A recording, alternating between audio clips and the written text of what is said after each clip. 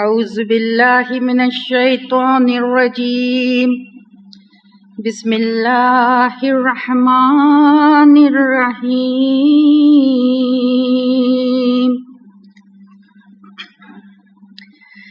يا أهل الكتاب لا تغلوا في دينكم ولا تقولوا على الله إلا الحق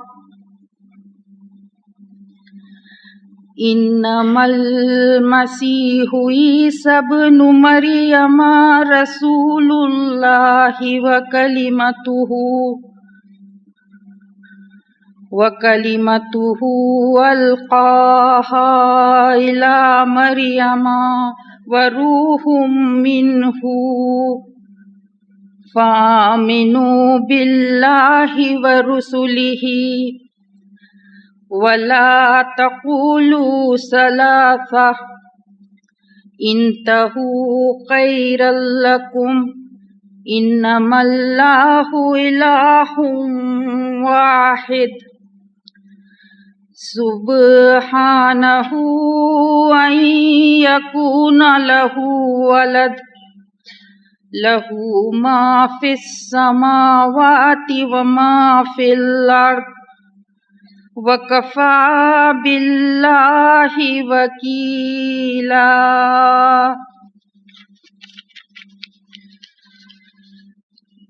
In this ayat 171 of section 23 of Surah An-Nisa, the fourth surah, Allah says, O people of the book, commit no excesses in your religion, nor say of Allah aught but truth.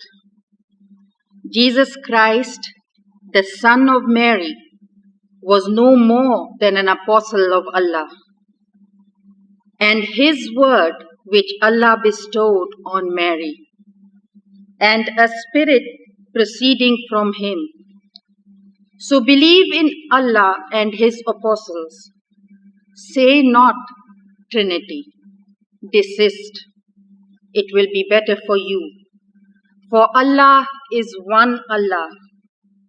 Glory be to him, for exalted is he above having a son.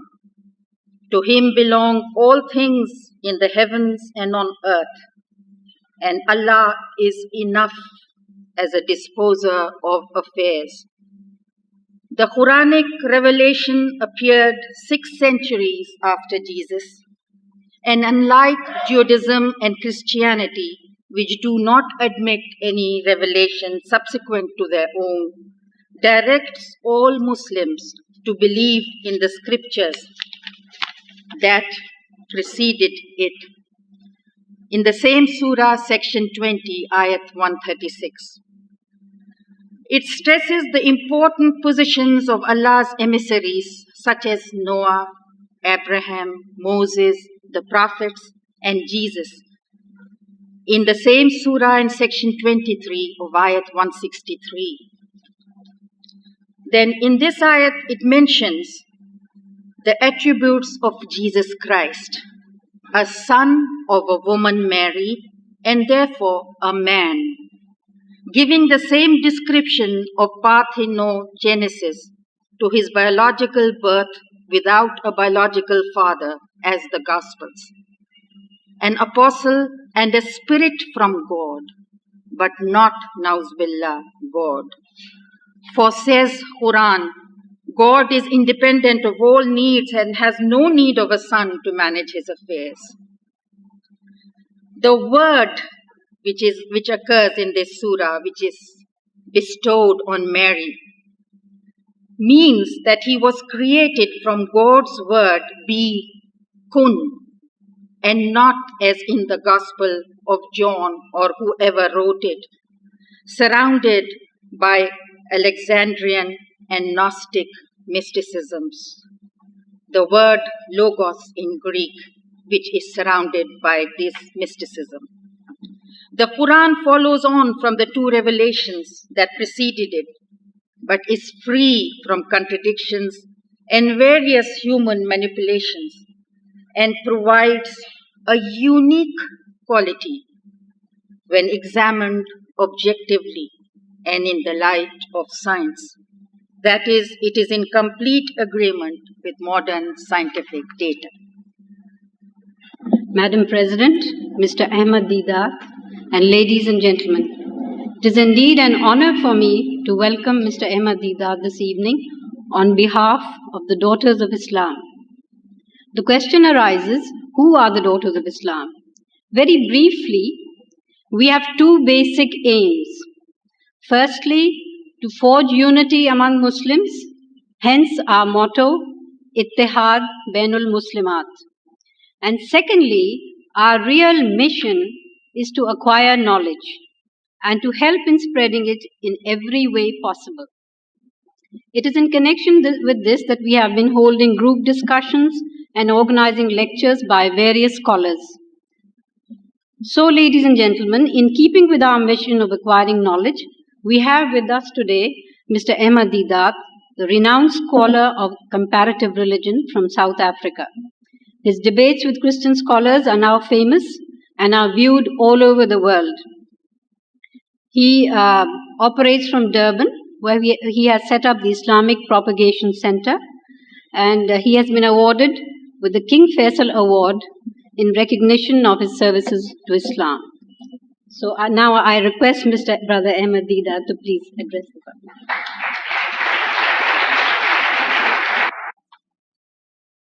أعوذ بالله من الشيطان الرجيم بسم الله الرحمن الرحيم قل يا أهل الكتاب تعالوا إلى كلمة سواء بيننا وبينكم أن لا نعبد إلا الله ولا نشرك به شيئا ولا يتخذ بعضنا بعضا أربابا من دون الله فإن تولوا فقولوا اشهدوا بأننا مسلمون صدق الله العظيم.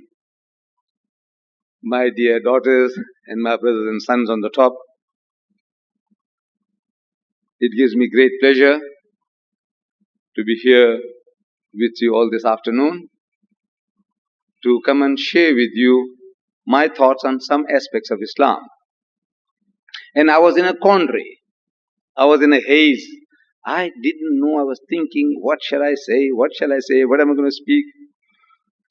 And as if God sent, the sister who preceded me here, she read the verse that I read to you just now from the Holy Quran. And that gave me an idea that, look, this is the voice of God. As if Allah Bari Ta'ala is speaking through her. So look, speak about this. And I was greatly relieved. You see, it has happened that when the Qari, generally when our functions start, we get a Qari, a good reciter, to start our meetings. And then they call the speaker. It was for Jummah prayer in my own city, in Durban. The Qari was called, pre-khutbah talk. The Qari was called, he recited. And then they called me, says, now Mr. Deedat will speak. So out of what the Qari was reading from the Quran, I repeated a verse from his recitation. He was reading about هو الذي أرسل رسوله بالهدى ودين الحق ليظهره على الدين كله وكفى بالله شهيدا. That portion of the ruku he was reading. So I read that verse out of that full recitation. And I'm asking my audience, the sons of Islam, I said, in the past 24 hours, if any of you have heard that verse, please put up your hands. I said, in the past 24 hours, it was actually in the past 4 minutes, everybody had heard. But I'm asking, I want to make it a little harder for them. I said, look, in the past 24 hours, anybody heard these words? I repeat again. And I repeated the verse again. وَمَا أَرْسَلْنَاكَ, and so on. And says, please put up your hands. And one hand went up. One hand went up. In a congregation, Jummah congregation, only one hand went up. And I recognized the owner of that hand, that person knew Arabic. Because he knew Arabic, he knew what the Qari was reading. Therefore, he caught and he retained, he remembered what was read in the past 24 hours. The rest of them, Muslims, all born Muslims. Young and old, 99.9%. They had never heard the word in the past 24 hours. What does that mean? It meant that this was just as pure sound, music, recitation. We are listening, we say, MashaAllah, how beautifully the Qari reads. We admire his recitation. And we say, Subhanallah, Subhanallah. We praise the tone, we praise the breath control. How the Qari, for 2 minutes, the Qari Abdul Samad Abdul Basit, when he starts reciting, 2 minutes, his breath doesn't break. Carries on and on and on. If you or I were trying to compete with him, our breath would break down half a dozen times before he's finished one breath. So people exclaim, Allahu Akbar, Allahu Akbar, everybody shouts. What makes one to wonder, what is the Allahu Akbar about? Allah is great. About what? The breath control.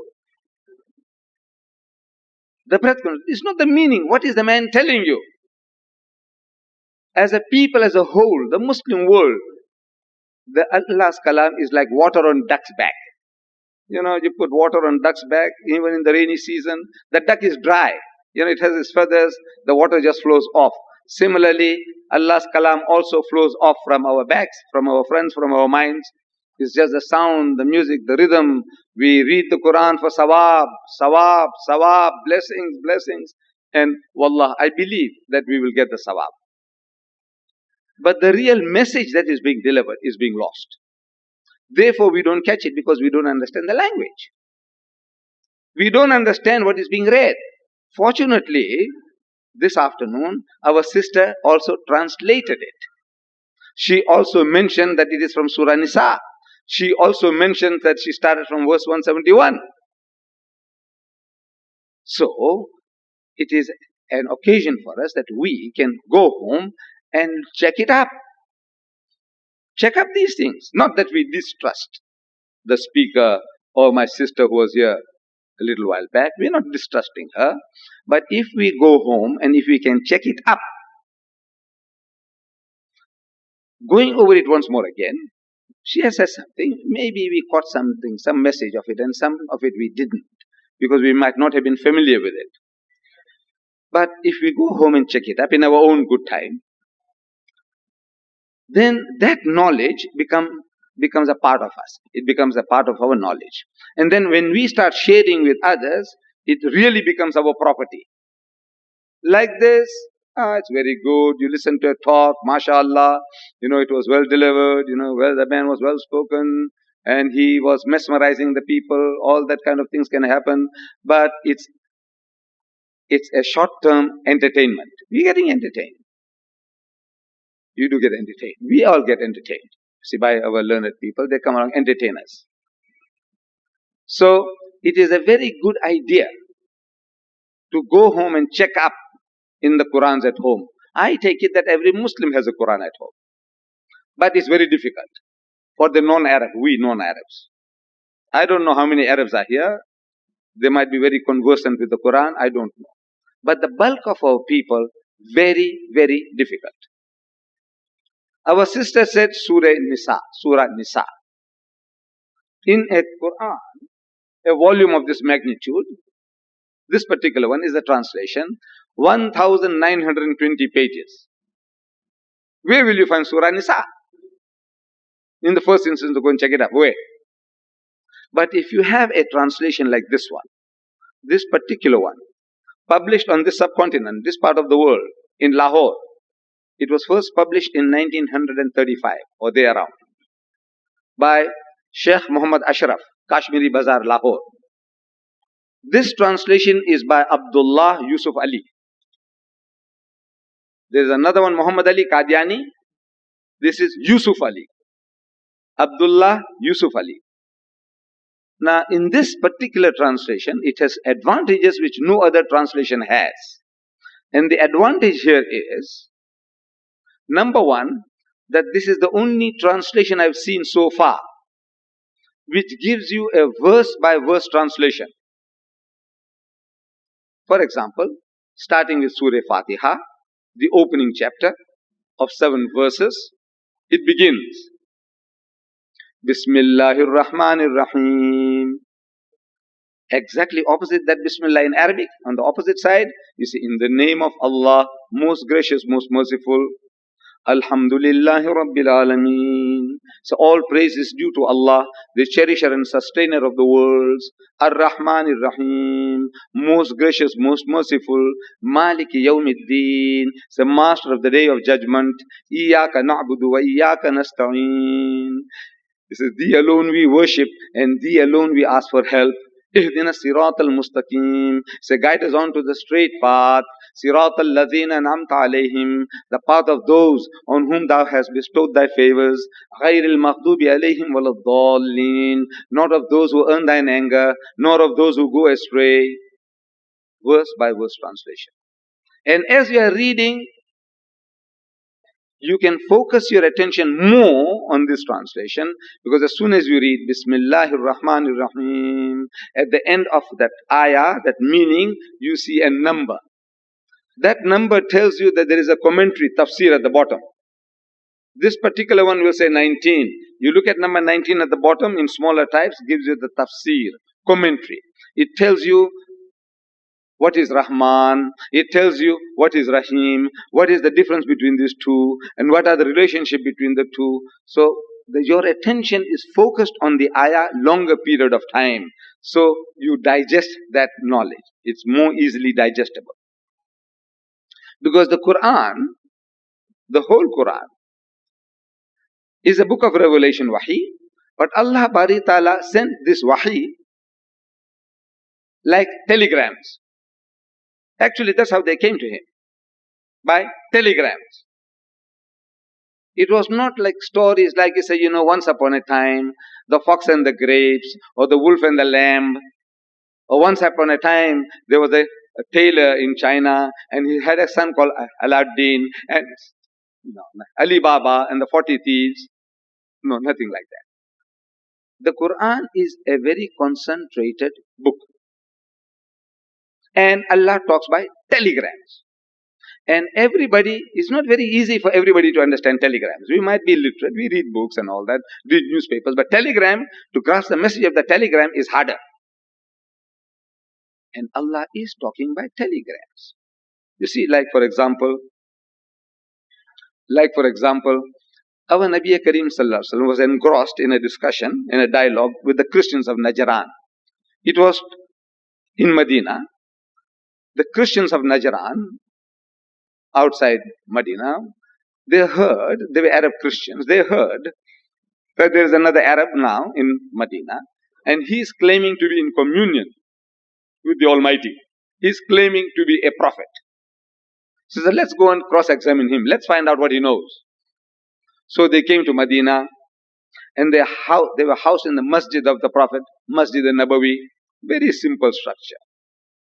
Plastered, mud on the floor, mud walls, palm leaf, fiber on the roof. Very simple structure. There were no hotels or no motels in those days. So they were housed in the masjid, they slept in the masjid, they ate in the masjid, and they had the dialogue in the masjid. And when Sunday came, our Nabi Kareem Sallallahu Alaihi Wasallam offered the masjid. They said, look, you can offer your prayers here, and he was that tolerant.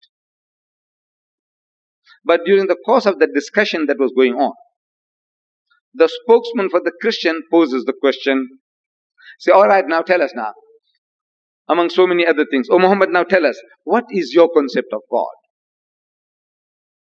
So our Nabi Kareem Sallallahu Alaihi Wasallam, he doesn't start like you and I.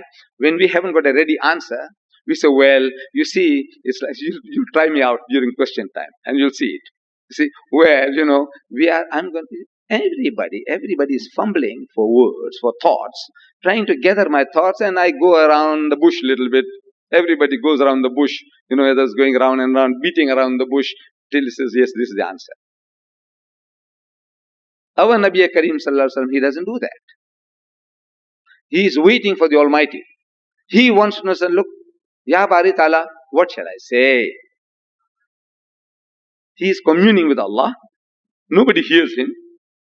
He is pressing, so to say, his spiritual buttons, trying to contact the head computer, fi lawhim mahfuz, from the preserved tablet, the knowledge is coming. He is pressing his spiritual buttons. No buttons there. There are no buttons there, but figuratively, so to say, he is pressing his spiritual buttons.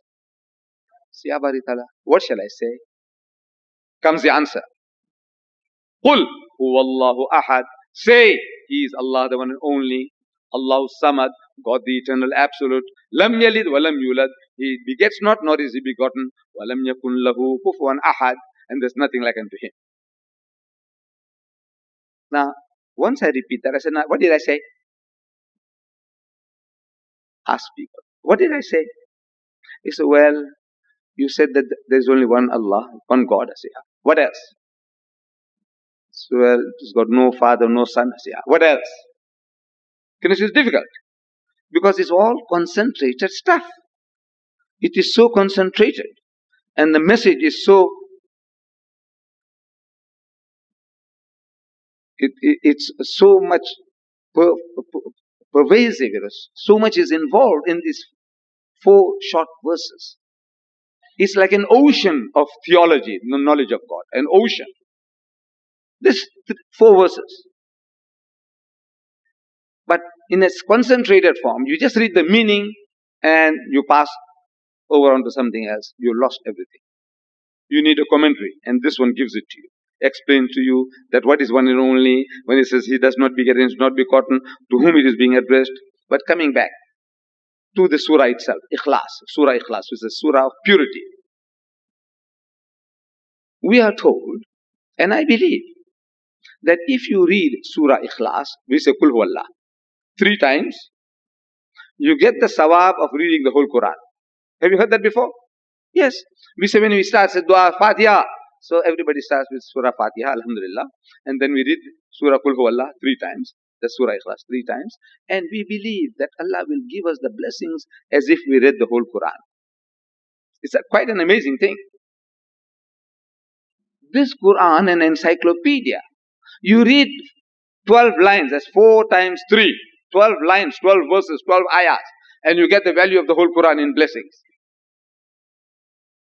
Doesn't it make one to think, what is there in it? Just 4 verses, 3 times, 4 3s are 12. And I get the blessings of the whole Quran. Why should it be so? What makes it so valuable, invaluable? It's worth thinking. You see the reason. I've been thinking. I haven't had the chance of asking learned men. I'm not a learned man. People, make me out to be a great scholar and all that. Actually, I'm a furniture salesman. I've been talking, and I talk myself into talking. Therefore, I come and stand here before you. But I have not had the good fortune of going into a university, secular or religious. The only time I go into a university now is go and talk to them. I haven't had the chance of going and getting any benefit from them from beforehand. So, just thinking about it, what makes it so valuable, invaluable? So I find that this surah, these 4 verses are the touchstone of theology. Means a testing stone of theology. Theology means the knowledge of God. Is a touchstone. If you have this touchstone, you will never go wrong. Any concept of God, any community, any religious group comes along to you and gives you a concept of God.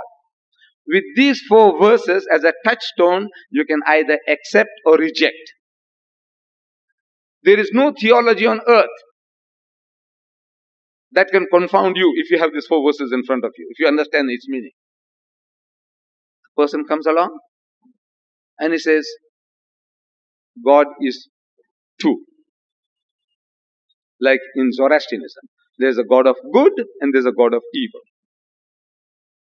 He says, Qul, tell them, Huwallahu ahad. He is the one and only God that there is. He is not two. The Christians say he is in a trinity, three in one. This is no. Qul, say, Huwallahu ahad. He is the one and only. They think there are millions of God like our Hindu cousins. This is no. Say, he is the one and only God that there is. Negatives. All ideas of a plurality, two, three, or many. Out, out, out. Touchstone. Lam yalid wa lam yulad. That he does not beget and is not begotten. The Christians say that Jesus is the only begotten Son of God. They say, no, lam yalid wa lam yulad. Negative is the idea. Any theology comes along, this is a touchstone. And they say, God is like this, God is like that, He's so handsome, He's like old Father Christmas, Santa Claus, sitting on some planet with his feet dangling onto the earth as his footstool, the heaven as his canopy, the loving Father in heaven. It says, وَلَمْ يَكُنْ لَهُ كُفُوًا أَحَدٌ. There's nothing like unto Him that can be imagined. So anything you think or imagine is not Him. Finish. This is the touchstone. See, the touchstone the jeweler uses. You ladies are familiar with jewelers. You go along, let's say your grandmother left some old jewelry and you take it to be 24 karat gold. And you want to have it remelted and into some modern design. So you go along and say, now what is this worth? My grandma's, thick, heavy necklace. So the guy, the jeweler, he rubs a part of that jewelry onto his touchstone, his black granite, smooth black granite. He rubs on it and he has samples of other gold. 9 karat, 12 karat, 18 karat, 22 karat, 24 karat gold. That's how they value gold, how much pure it is. So, it's this coloring that on that black stone of your gold, how much yellow or goldish it is, he guesses that this is about 9 karat. So he has a 9 karat piece. So he rubs on it next to it. He says, well, this is the same as that. So he tells you, then this is 9 karat gold. Kachara hai kachara. So he says, no, my grandma, she couldn't have kept this and got this as her wedding present, 9 karat gold. So you go to another jeweler. Try it sometimes. Go to another jeweler. Say, look, this is pure gold, 24 karat, 22 karat. They need to put 2 karat extra something to make it a little harder. Otherwise, gold is very soft. It will bend very quickly. So this is 22 karat. Bring it here, sister. He rubs on his touchstone. And he rubs. He says, this one here is 9 karat. It seems like a collusion going on between all the jewelers. One fellow rings up all the other jewelers and says, look, there's a woman coming along, in black burqa, and you must tell her it's 9. Everybody must. No, it's not so. He's got a touchstone. And from that touchstone, he knows 9 karat. You go to 100 different jewelers, they tell you 9 karat, 9 karat, 9 karat, 9 karat. It's not 22 as you are imagining. So, this is the touchstone. This Surah Ikhlas is the touchstone. Whereby, therefore Allah says, puts this value upon it. He says, look, you read it 3 times. In other words, you understand what you're reading. Not just the rattling of 3 times, the Surah. 3 times you read the Surah. That's how long does it take? Not even 2 minutes. Not the rattling it off gives you that value. In other words, you have now imbibed that standard. You have got the touchstone of testing the knowledge of God. Whatever the guy tells you, you know to what degree of acceptability it has. Touchstone. How many karat gold it is. Touchstone. So you see, it's a very concentrated book. We need a tafsir. So this particular one gives you that. It gives you the tafsir commentary. Then this one has a very comprehensive index. Just like a dictionary. Right at the back, our sister said, this is from Surah Nisa. If you remember Nisa, Nisa means women, in your honor. Allah Bari Ta'ala has revealed a chapter in His book in your honor. Surah Nisa. Chapter Nisa means women. So she said, Nisa. Where are you going to find Surah Nisa in this volume? Very easy. And the N, like a dictionary. N, look for Nisa. N-I-S-A. Nisa. Oh, it tells you Nisa, chapter 4.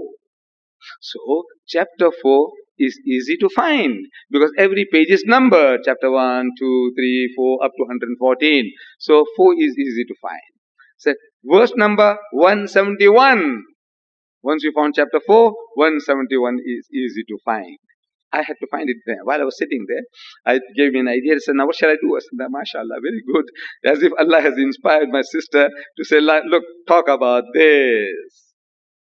You see? So make my task easy. Instead of thinking, they were asking me, what are you going to talk about? What? I said, look, man, I don't know. And I was planning something. But as if this was an answer to my prayer, talk about this. I said, let me talk about that. So the verse our sister began with was, there's no collusion between me and her. I won't be able to recognize her in the audience. Wallah, I can guarantee you that. That if I see like this, if she comes again on the stage, I'll recognize her. But in the audience, it will be difficult for me to go and pick her up. To say, who read it here? I don't know. So she began, Bismillahir Rahmanir Rahim. وَقَالُوا قُلْ Qul. She started with Qul, say. Oh, let me finish the first Qul. About Qul Hu Allah. You see, there, when our Nabi was questioned, Oh Muhammad, what is your concept of God? So I said, he pressed, so to say, his spiritual buttons. I hope you, my sisters, understand. I don't care for my brothers whether they understand or not what I'm talking about. As long as you understand it right. There were no buttons. I lost 2 buttons in 2 days. Wallah, yesterday I lost one. I was just trying to put it in and it went. This afternoon, I tried to do the same and it went. And now I don't want to take a chance with the 3rd one. These buttons, you see, they get lost. My brother promised me that when we go to the hotel, he'll sew it on for me. So, he is pressing, trying to commune with Allah Bari Ta'ala. Ya Bari Ta'ala, what shall I say? Comes the answer, Qul, say. Huwallahu ahad, He is Allah, the one and only. If you asked him, he said, why do you say, He is God, the one and only? Look, if you are questioned about anything, somebody asks you, what is 6 times 6? If you have gone to school and learned your arithmetic, your multiplication tables, you say 6 times 6, you say 36. What is 12 times 12? You say 144. You don't say 144. You don't say 36, do you? No, because you have the answer. What is 2 times 2? What do you say? 4. You don't say 4, do you? No, you don't say 4, you say 4. Why is this man saying, say He is God, the one and only? Because He is not talking. He is not talking. The words you are hearing are from His lips. They're coming out of His mouth. But they are not His words. He is asking. He is communing. Ya Bari Ta'ala, what shall I say? Comes the answer through him. Say, He is Allah, the one and only. So he says, say, He is Allah, the one and only. Now you see, these are not His words. It goes to prove also that this is the wahi, is a revelation. When you read that chapter, 4 verses, there is no explanation there in the Quran itself. The Mufassirs might be able to explain what happened and what not, what I'm telling you now. But there is nothing there in the Quranic text to tell you what was going on. That Muhammad was in Medina, and the Christian deputation had come from Najran, and the Prophet housed them in the Masjid al-Nabawi, and he fed them and he looked after them, and they had a discussion for 3 days and 3 nights. Nothing. And while the discussion was going on, the spokesman for the Christian poses the question, and Muhammad, he pressed his spiritual buttons, and he got the answer, and this is what he said. It's not all there. Nothing is there. Allah starts. Qul huwallahu ahad, Allahu samad, lam yalid wa lam yulad, wa lam yakun lahu kufuwan ahad. And then back again to normal. He said, you see, now this is our concept of God on a different level. It's all Arabic, but this Arabic is something different. Like a machine gun fire, tak tak tak tak tak. Qul huwallahu ahad, Allahu samad, lam yalid, wa lam yulad, wa lam yakun lahu. And you see, this is our concept of God. I wanted to share that with you. This is how the Quran came to him, in word form. What he received, it made indelible impression on his heart and mind, and he had this thing scribed by the scribes, write it down, because he was an ummi, he was unlearned, unlettered, and it was preserved on palm leaf fiber, shoulder blades of animals, on skins, and kept in a chest, and in the hearts and minds of men, memorized. This is how originally the Quran was preserved for us, and this is the Quran that Muhammad sallallahu alaihi wasallam, he left for us. So coming back to the subject, Qul, again, say. Our Nabi is commanded to say, tell them. Who? Ya Ahlal Kitab, O people of the book.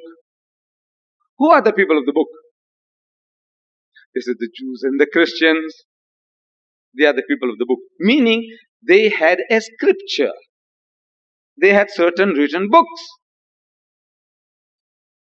And they claimed that they were a learned people, as against the Arabs. The Arabs were an ummi people, an unlettered people. And an ummi prophet was sent to them. Amazing. An ummi prophet, one who can't read and write, comes to an ummi people who can't read and write. And yet he is given a book that puts to shame the wisdom of the learned. I mean, it's a miracle. To show you that this is not his work.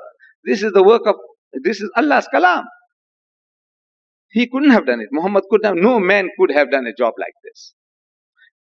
Purely on a physical level, material level. You see, this is an encyclopedia. The Quran is an encyclopedia of 114 surahs. Given by Allah Bari Ta'ala to his Prophet, the Holy Prophet Muhammad Sallallahu Alaihi Wasallam. We say this is a revelation, a wahi. The outsider, the enemy says, no, this is Muhammad's work. Muhammad wrote this book. But he said, look, he was an ummi. He couldn't read or write. They say, well, maybe. But wasn't he a great orator? Wasn't he a great thinker? Could he not have rehashed what he heard in his environment from the people about the Jews and their Christians and about Jesus and about Abraham and Moses and about Yusuf alayhi salam? Could he not, what the stories he heard, rehash it in a beautiful language? As a great thinker, as a great orator, couldn't he have done it? Well, he could have. So you see, knowing full well, we know that this is not his work. Allah Bari Ta'ala testifies to it in the Holy Quran. He says, وَمَا يَنْتِقُ عَنِ الْهَوَىٰ. He does not speak from his own desire. إِنْ هُوَ إِلَّا وَحْيٌ يُوحَىٰ. It is no less than an inspiration sent down to him. عَلَّمَهُ شَدِيدُ الْقُوَىٰ. He is taught by one mighty in power. It's not his. But the enemy says this is his handiwork. It's right. For a moment, I tell you, agree with him. Agree with him for a moment. For a moment. Knowing full well that this is not his work. This is not the work of man.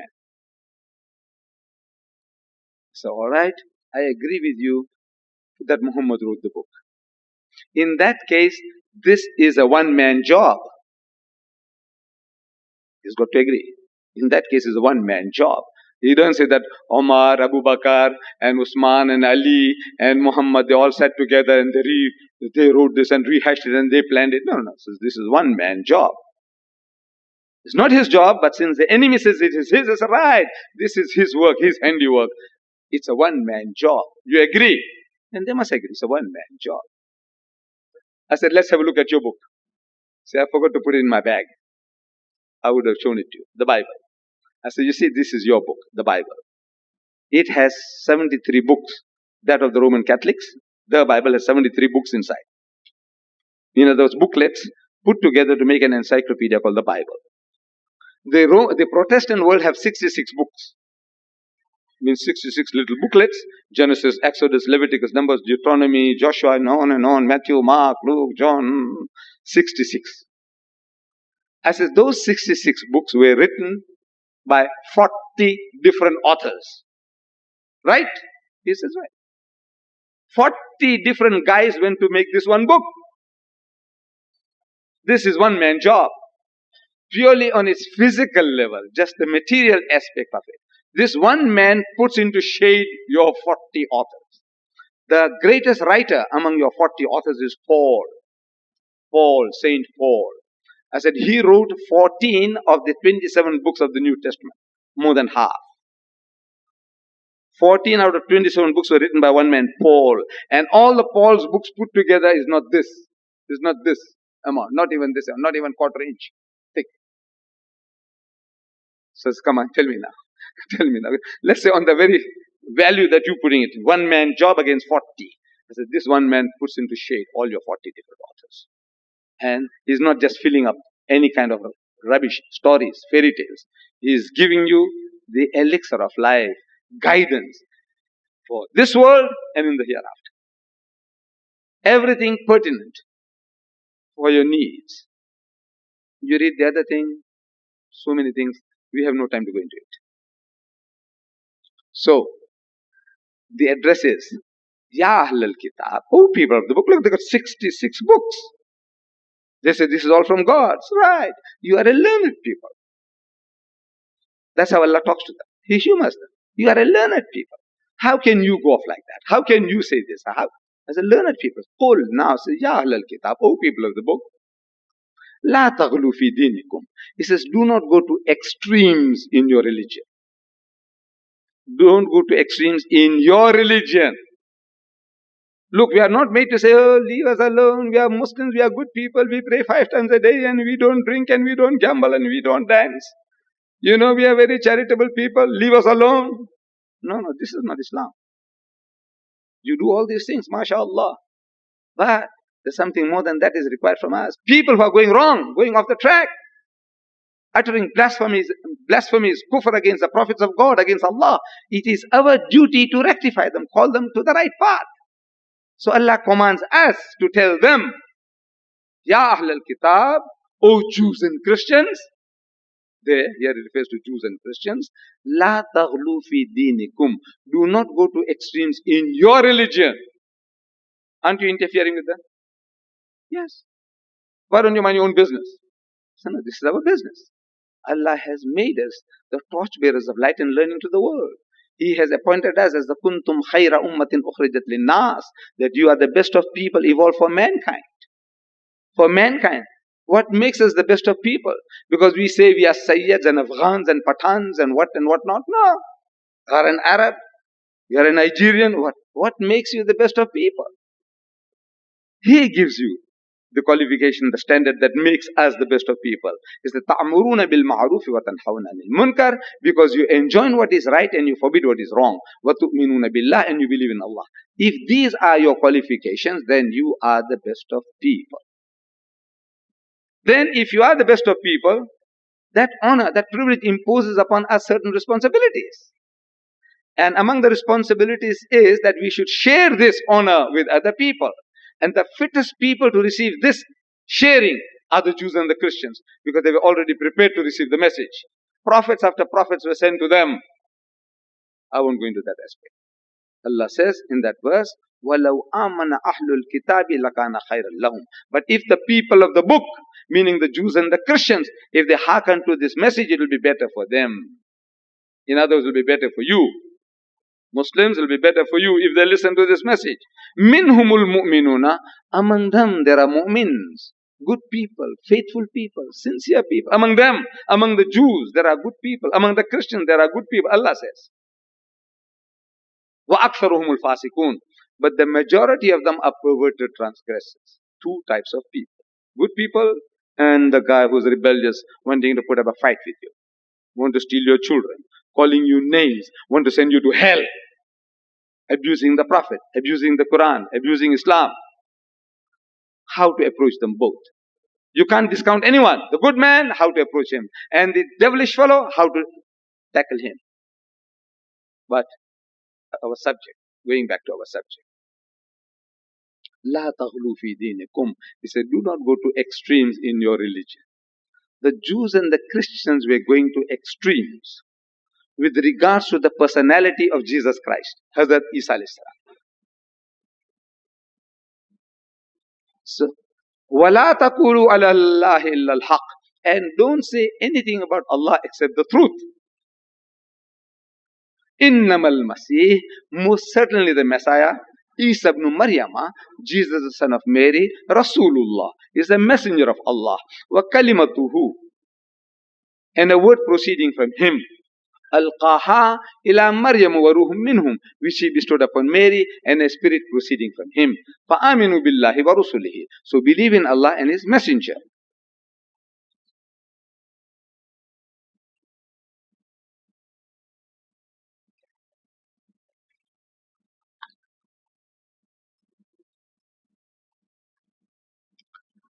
I am requested that at 6:15 we should allow a 15 minutes break for Maghrib, and as such, there's only, in my watch, there's only 2 minutes to go.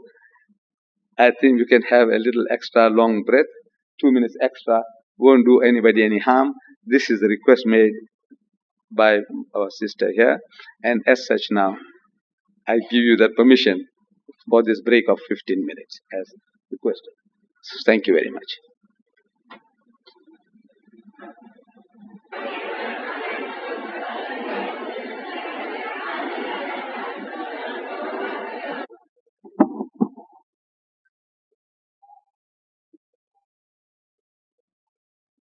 So my dear sisters and brothers, Allah commands us to tell the Jews and the Christians, La taghlu fi dinikum, do not go to extremes in your religion.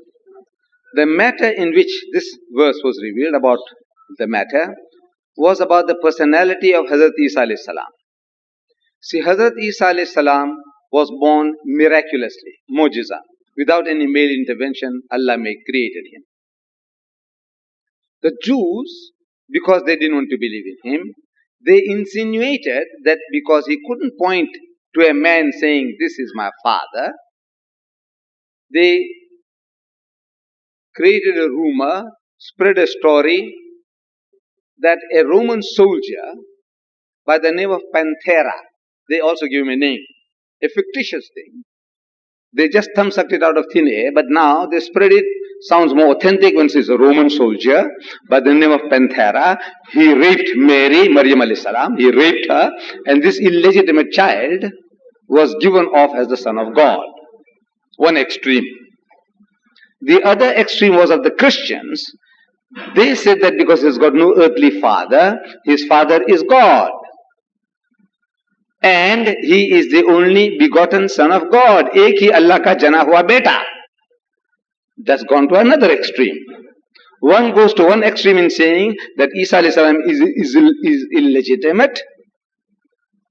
Haramzada hai, astaghfirullah, maazallah, Allah hame bachaye is bolon se. But this is what they said, कि haramzada hai. And the other say he's God because he's the son of God. Both going to extremes. So Allah tells us to tell them, don't go to extremes. وَلَا تَقُولُوا عَلَى اللَّهِ إِلَّا الْحَقِّ. Don't say anything about Allah except the truth. With regards to Masih, Christ, إِنَّمَا الْمَسِيحُ عِيسَى ibn Maryam Rasulullah. Most certainly, Masih, the son of Mary, Isa, the son of Mary, is a messenger of God. Allah ke Rasul hai. وَكَلِمَتُهُ, and a word proceeding from him, from Allah. Al-Qaha ila Maryam wa ruhum minhu, which he bestowed upon Mary, and a spirit proceeding from him. Fa'aminu billahi wa rusulihi. So believe in Allah and his messenger, Jesus, that he is Allah's messenger, Allah ke Rasul hai. That's all. Don't go to extremes. He is neither what the Jews say nor what the Christians say. He is a messenger of God, and his mother was a virtuous woman, nek aurat thi. She was a saintly woman, and she was not what the Jews say or insinuate. Now this is the duty imposed by Allah upon us, to clear the atmosphere. And these verses, generally we all read in the Quran. We do Khatmul Qurans. In Ramadan especially, the Muslims is very particular. Some say we made five khatams, some say we made 10 khatams, some say we made 30 khatams. Khatam ke maane hote hain ki khatam kar diya, khalas kar diya. We finish the Quran 5 times, we finish it 10 times, we finish it 30 times. Khalas kar dete hain usko. not knowing that the Quran is not for finishing up. What did we learn? Sawab you will get. I believe in that. There's a hadith which says that every letter of the Quran, when you utter, you get 10 sawabs, neki. When we say alif, lam, mim, our Nabi Karim sallallahu alaihi wasallam said, this alif, lam, mim is not a word, there are 3 letters. Alif, lam, mim, so you get 10. 30 sawab हमें नेकियां हमें मिल गई. हम पढ़ते हैं बिस्मिल्लाहिर रहमानिर रहीम. Count the letters, 19, 190, हम लोग कहते हैं 190 सवाब मिल गया. सवाब तो मिलेगा. But this is besides sawab, book of instructions. And Allah is giving us instructions. More especially in the salat. Every one of us ought to be Hafizul Quran. Every Muslim. In other words, everything that Allah tells you we should remember. And the best way to remember is to memorize. Everyone is Hafiz. But Allah knows that we are not all capable of achieving that feat. Everyone. We are 1,000 million Muslims in the world. Can every 1,000 million of them be Hafizul Qurans? It's not possible. It's not practical. So Allah Bari Ta'ala, He gave us a system of salat. To make up for this, that you can't be Hafiz everyone. So 5 times a day, every day of the year, through the mouth of the Muazzin, we are being given the message. For example, in the Maghrib we made just now, if the Imam was reading these verses, what our sister read and which I am repeating. قُلْ يَا أَهْلَ الْكِتَابِ تَعَالَوْا إِلَى كَلِمَةٍ سَوَاءٍ بَيْنَنَا وَبَيْنَكُمْ قُلْ يَا أَهْلَ الْكِتَابِ لَا تَغْلُوا فِي دِينِكُمْ وَلَا تَقُولُوا وَلَا اللَّهِ إِلَّا الْحَقِّ and on and on and on. This is Allahu Akbar, goes into ruku. Sami Allahu liman hamidah. Allahu Akbar, goes into sujood. Subhanallah, Subhanallah. And Allahu Akbar. And again, Surah Fatiha and something else. You read. And again we repeat. Now, in the Salat, we hear again and again parts of the Quran being recited. Among them are these verses. قُلْ يَا أَهْلَ الْكِتَابِ لَا تَغْلُوا فِي دِينِكُمْ قُلْ يَا أَهْلَ الْكِتَابِ تَعَالَوْا Come. Oh. وَلَا تَقُولُوا ثَلَاثًا Oh. لَقَدْ كَفَرَ الَّذِينَ قَالُوا إِنَّ اللَّهَ وَالْمَسِيحُ ابْنُ مَرْيَمَ. You know, to whom are these words addressed? It's not addressed to us. Allah is not talking to you or to me. When He says, وَلَا تَقُولُوا ثَلَاثًا, the Imam is saying, وَلَا تَقُولُوا ثَلَاثًا, don't say Trinity, Father, Son and Holy Ghost, mat kaho. Koi kehta hai hum Musalmanon mein? We are 1,000 million. Is there a single Muslim who says, I believe in the Father, the Son and the Holy Ghost? Or I believe in Allah and Muhammad and Jibreel, that these 3 are not 3 gods but 1 God? Is there a Muslim who talk like that? No. Then who are we talking to? Who is Allah talking to? Who is the Imam talking to? He says, وَلَا تَقُولُوا ثَلَاثًا. And there's nobody saying Salasa. He says, Ya Ahlal Kitab, O people of the book, O Jews and Christians, ta'alaw, come. मैं पूछता हूं कि कोई है तो हमारी मस्जिदों के अंदर कोई आता है यहूदी और नसारा आता है और कोई आता है तो कहे आओ तालो कम कोई आता है किसको बुलाते हैं Who are you calling?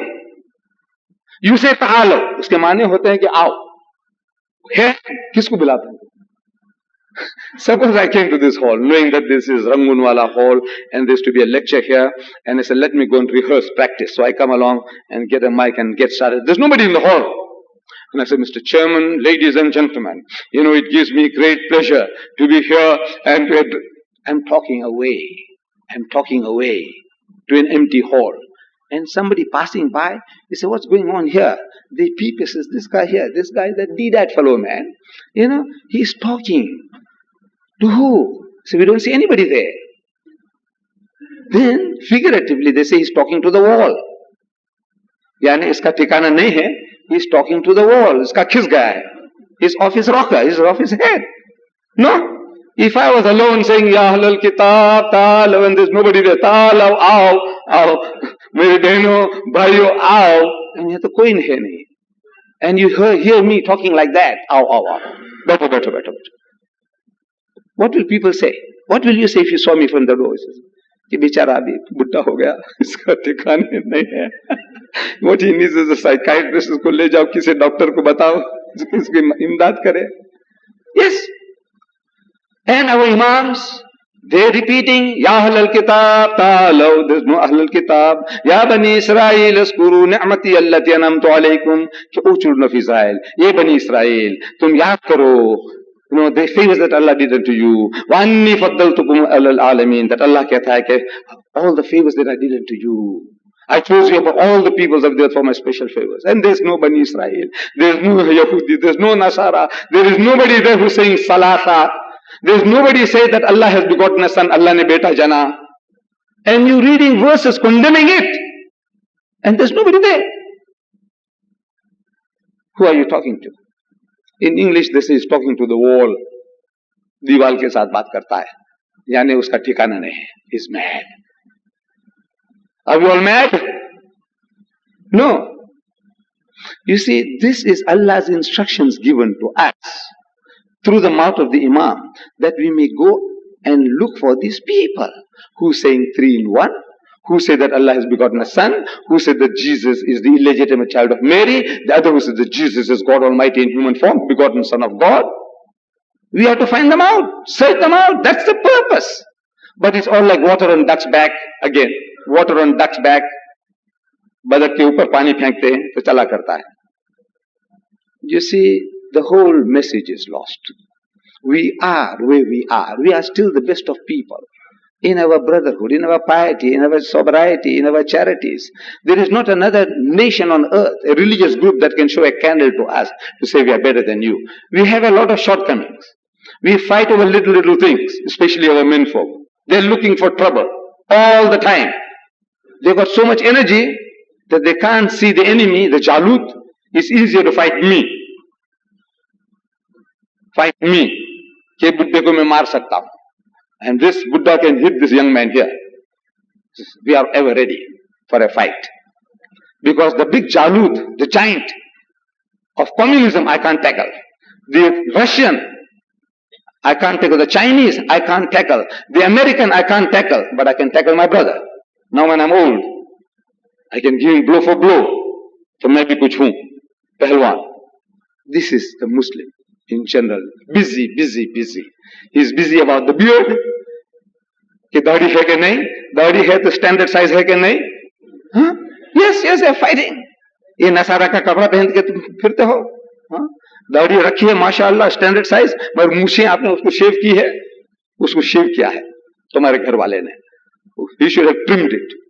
Because our Nabi said you must trim the mustache. He didn't say shave the mustache. Keep the beard, but shave the mustache. He didn't say shave, he said trim. Busy.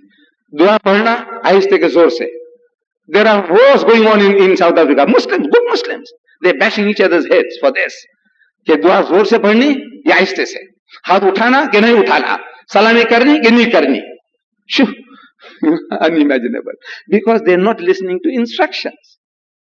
Allah is saying, find these people.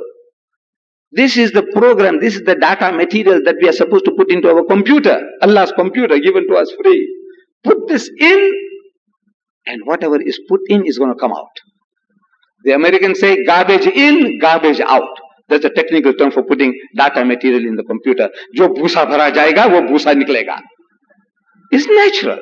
Whatever we are programmed with, that is the only thing that's going to come out. You go to an institution where they teach you salami, you come out talking about salami. The other one says bidda, he comes out says bidda. This is it. Programming. And we are programmed with these things to fight among ourselves instead of fighting the enemy. Allah is giving you instructions to identify your enemy. Tumhare dushman ko dekho. People who are coming to steal your children. And He's giving you 5 times a day instructions. But as I said in the Masjid, Jummah time, I am asking, is there anyone who heard this verse in the past 24 hours? And I am talking about the sons of Islam, the fathers of Islam. One man in a Jummah congregation. This is how good we are. One man who knew that this verse was recited only 4 minutes ago, and he remembered. The rest, it was water on duck's back. Now, how can we rectify the situation? Allah gives us instructions and nobody carries it out. So Allah tells that people like that are fasik, perverted transgressors. Allah told us among the Jews and the Christians there are good people and the majority of them are perverted transgressors. We read the kalima, the shahada, but in implementing the message of Allah, we are perverted transgressors. Reason. The reason is our system of education in the first instance. System is wrong. The system of our education, the way we learn to read the Quran is wrong. It was a beautiful system we are following. It was a system for new converts. Naye Musalmanon ke liye. For new converts, the system we are following is for new converts. Naye Musalmanon ke liye. A person from the outside who doesn't know anything about Islam, about Arabic, anything, he becomes a Muslim. An American, Dhir Chamar, knows nothing, and he or she is converted. Now, are you going to teach that person Arabic as a language? No, because you yourself don't know Arabic as a language. How can you teach that person? So you're going to teach, this is alif, this is ba, this is ta, this is sa. Learn the alphabet. Then you see this is alif and this is fatha or zabar. Alif zabar a, be zabar ba. That's how I learned when I was young on the subcontinent. Alif zabar a, be zabar ba, te zabar ta, se zabar sa, jim zabar ja, he zabar ha. That's how I learned. I don't know how you people learn here in Pakistan. I haven't had the chance. Maybe you say alif fatha a and be fatha ba. I don't know. But that's how I learned. So, the Arabs, traders, they taught our forefathers, ancestors, 200 to 400 years ago, my people. I come from the west coast of India, a place called Surat. It's a little above Bombay. It's a small port. Arab sailors were coming along to barter the dates, the muslin cloth, the turmeric, the tamarind for our muslin cloth, and we did business. And in the process, my ancestors, the Banyas, the Gujarati Hindus, I speak Gujarati, it's Kemcho, Saracho, that's my language, you see. So the Banyas, Morarji Patel, same language. Morarji Desai, same language. Vallabhji Bhai Patel, same language. Gujarati speaking people. We speak Gujarati. So these Arab traders, my ancestors saw that they were good people. So they said, look, we also want to become one of you. He says, very easy, give me a hand. And they gave the hand. He said, read the Shahada. So what is that? So say, La ilaha illallah Muhammadur Rasulullah. So they said, La ilaha illallah Muhammadur Rasulullah. So now you are Muslim. Now, you mustn't eat the pig, right? You mustn't eat dead animals, right? You mustn't eat blood, right? You mustn't drink alcohol, right? Whatever you say, right. You know, you must make salat. How? Namaz. How? So look, like this. Make wuzu like this. You make salat, wash your face, this, that, and make salat like this, like that. What you do is say, look, read certain surahs. So they taught our fathers by sound. Bismillah, say Bismillah, Bismillah, maybe 100 times. Bismillahirrahmanirrahim, Bismillahirrahmanirrahim. So he learned. Our ancestors, Bismillahirrahmanirrahim. Alhamdulillahi Rabbil Alameen, and on. In a few small surahs, right, now you can join us. Anytime we come, we pray, you join us. MashaAllah. We became Muslim. So what about the children? Oh, we'll leave one sailor behind, one of the workers in the ship, so we'll leave him behind, and he'll teach the children. So he taught the children. Alif, Be, Te, Se, Jim, He, Khe, Da, Za, and this is Allah. Alif, Lam, Jabar, Allah, Mali, Zabar, La, Allah. Be, Lam, Zabar, Balla, Mali, Zabar, La, Balla. Te, Lam, Zabar, Talla, Mali, Zabar, La, Talla, Salla, Jalla, sab sikha diya. MashaAllah. Now you can read this. Alhamdulillahi Rabbil Alameen Ar-Rahman. Learn how to read. MashaAllah. Beautiful system for new converts. That was 200 to 400 years ago. But my grandfather was treated as a new convert. My father was treated as a new convert. I was treated as a new convert. My son was treated as a new convert. And my grandson will be a new convert. Naya Musalman, same system for new convert. My grandchild, same. And my great-grandchildren will still be the same. Amazing. We never become Muslims. We remain new converts. Some of us here will be boasting, हमारे बाप दादा तो 1000 बरस से मुसलमान है, 1000 बरस से. MashaAllah. Originally, when the people came, the Sahabas, uski hum aulad hai, hum sayyid hai, kya nahi. MashaAllah. But I says, the system that you are reading the Quran, you're learning to read the Quran, is a system for new converts. 1000 baras mein tum abhi Musalman nahi ban sake. Amazing. And it occurs to nobody. This is what beats me. That this is an independent state, Islamic state of Pakistan. And we have giants of the intellect, giants of learning here.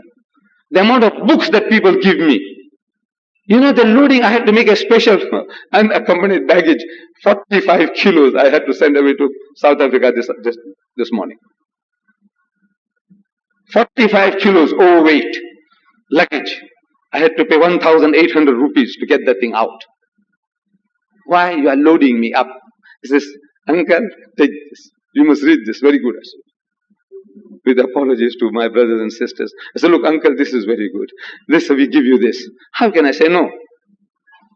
Our Nabi said, and if a brother, sister, he gives you something in good way, take it. It's an act of goodwill. Take it. So I take it. But how much can I carry? And I have to move. So I have to get rid of this surplus baggage. And still it's coming. And still it will come. I said, Ahlan masal, let me have shukran, jazakallah. Yes, the amount of books that are written on this subcontinent, in Pakistan, books on Islam. They're flooding the place. Types and types of books, beautiful books. But I said the awwal book, Allah's Kalam. We have it. Everybody has it. But it's a closed book. Meaning, as far as the message is concerned, nobody knows the message. Why aren't we activated to do something? Because we don't know the instruction. We read the instruction, we rattle off an instruction in a language we don't understand. Like in Chinese, for example, saying.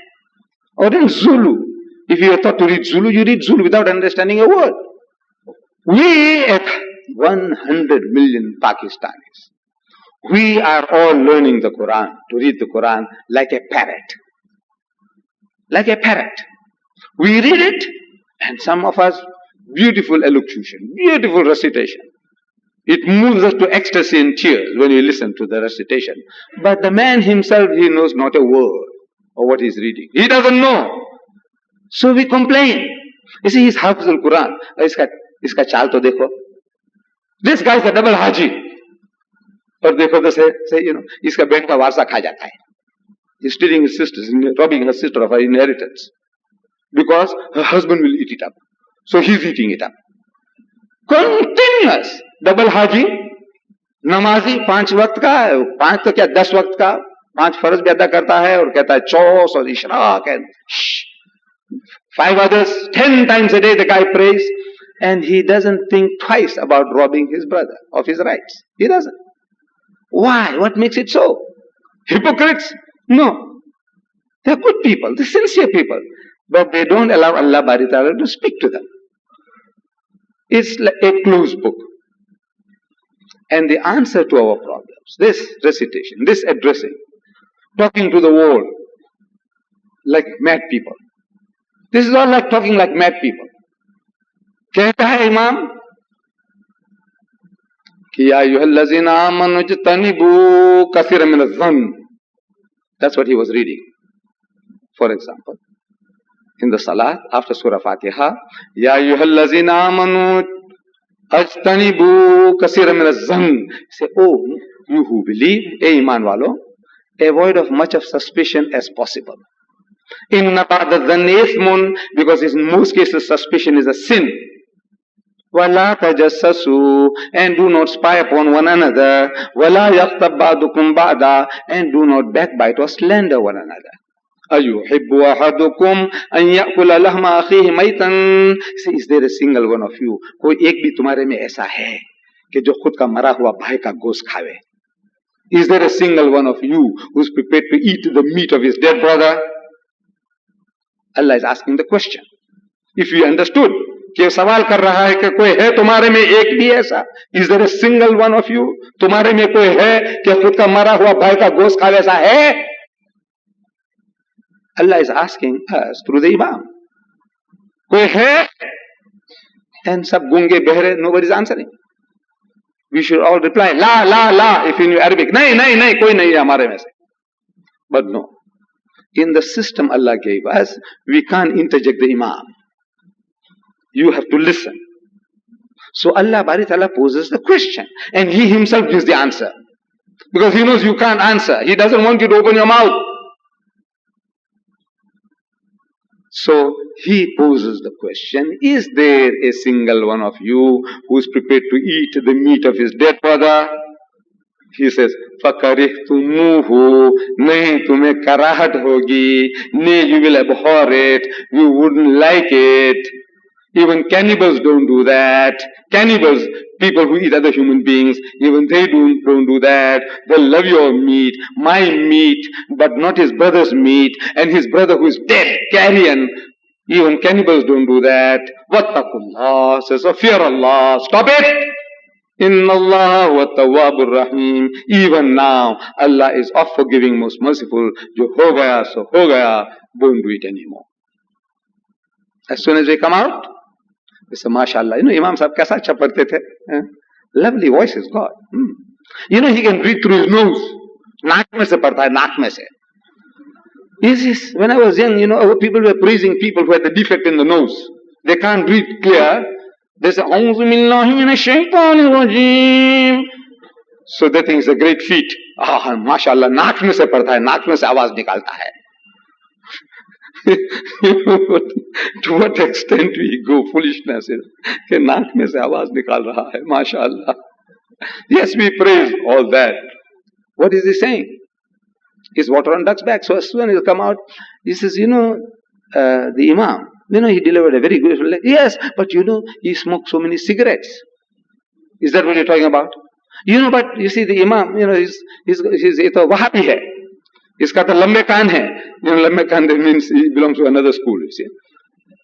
Endlessly backbiting, slandering, eating our dead brother's meat because the brother is not there to defend himself. That's like he's a dead brother. We are eating our dead brother's meat all the time and dead sister's meat all the time. And we have developed created a taste for it. Like we eat chilies, mirchi khate hain, mirchi ka chutney. Yes. It's unnatural. But we love it. I love it too. You know, when the thing is no mirchi inside, it's insipid, usme koi sawad nahi. I want a little kick. But you give the little child little mirchi, the child will die. It's not natural. Mirchi khana natural nahi hai. But we cultivate a taste for it. Chutney, chataka, usme you know what you do. And to enslave your husband, you know what you do. So, we have cultivated a taste for eating our dead brother's meat, our dead sister's meat. Because when Allah is talking to us, nobody is hearing. We only hear the sound, the rhythm, the music of what is being read. Not the message. Why aren't we listening to the message? Because the system that was given to us, created for us, was a system for new converts, and we have not yet become Muslims. कि हम मुसलमान हैं, so when Allah is talking to us, we must understand what He's telling us. But no, nobody cares. And the irony is that the learned men of Pakistan, I just can't understand the learned men in South Africa. I'm trying to talk to as if I'm talking to deaf ears. Nobody listens. I said, look, this system, tell me now what's wrong. There's something wrong with me. I'm telling you, this system is a beautiful system for new converts. Not for me, not for my child. He's listening. He won't answer. But he carries on, gadhe ke jaisa. Still, like a donkey. He's not listening. He's carrying on. He listens to you, but he carries on. I don't know, you my daughters of Islam. Those people there, the men on the top there, I tell you, I see no hope in them. I say no hope in them. Wallah, look, they have been leading the community, the nation. They established Pakistan, they made sacrifices. But there's something wrong in their thinking. They are enslaved in their mentality to the alims. And the alim, he doesn't want you to become learned. Because as soon as you are a little more learned, you'll be asking questions. And we don't like people asking us questions. It makes me to think. You pose me questions, problems. That means you're creating problems for me. Now, to find my way out is not pleasant.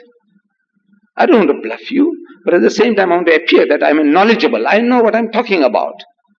So every time a question is thrown at me, it's making me to think. And there's a saying that if you want to make a person to hate you, make him think. This is one of the hardest of things, making a person to think. If you ask a man to dig a half acre of land, I tell you that thing, his paper to turn the soil upside down. He can do it. No worry. But you create one little problem for him, he goes berserk, he wants to fight. Don't make him think. But I hope and I pray that my daughters are not of that nature. You will be able, inshallah, you do a little thinking and say, look, something has gone wrong. And you can change the men folk at home. You can. As I was quoting yesterday, I don't know when I was quoting to somebody, that women can do anything. The Frenchman says, women can do anything because they govern those who govern everything. They will, look, my house, my wife. I am the boss. She's so frail, my wife. If you see her, we are married for about 40 years now. She's still the same. She hasn't lost a pound of weight and she hasn't gained a pound. 40 years. If you look at her, as compared to me, if I blow hard, she can blow away. That's what you think. She's tough. She's a farmer's daughter, so she has been working hard. But from the looks, you might be tempted. Don't make a mistake. But she's ruling. Wallah, she's ruling. Without her sympathy and kind permission, I couldn't be here. I can't leave her. Without her cooperation. She says, go. I go. Of course, when I go back, I try to make up for it. I'm her slave. I do everything to appease her. That, she's happy. So I can get another break. So I tell you now, look, they're calling me Nalain. Yes. Then she says, all right, yeah, go. See? Actually, she's ruling. She's ruling. Anything, everything. In the house, what she wants, she gets it. What she wants to cook, she cooks. I said, look at this like that. I said, this is all right. You take it. You eat it. It's good for you. Look, this is so. You have the art. Allah has given us, You don't have to fight with physical strength, no. But with the tongue, with persuasion, with softness, you can rule the man. And there's so many ways of captivating him and enslaving him. And one way is through the stomach. Through the stomach. You see, I read a book. I have a second-hand book I came across. The title of the book was Feed the Brute. Usko brute यानी जानवर को खिलाओ. It says nice recipes, That book gave nice, beautiful recipes. In other words, now, nice, give him good things. हम बज्जा खिलाते हैं, samosa, halwa. Once you do that, he won't be wanting to run to the hotels, eating in the streets, No.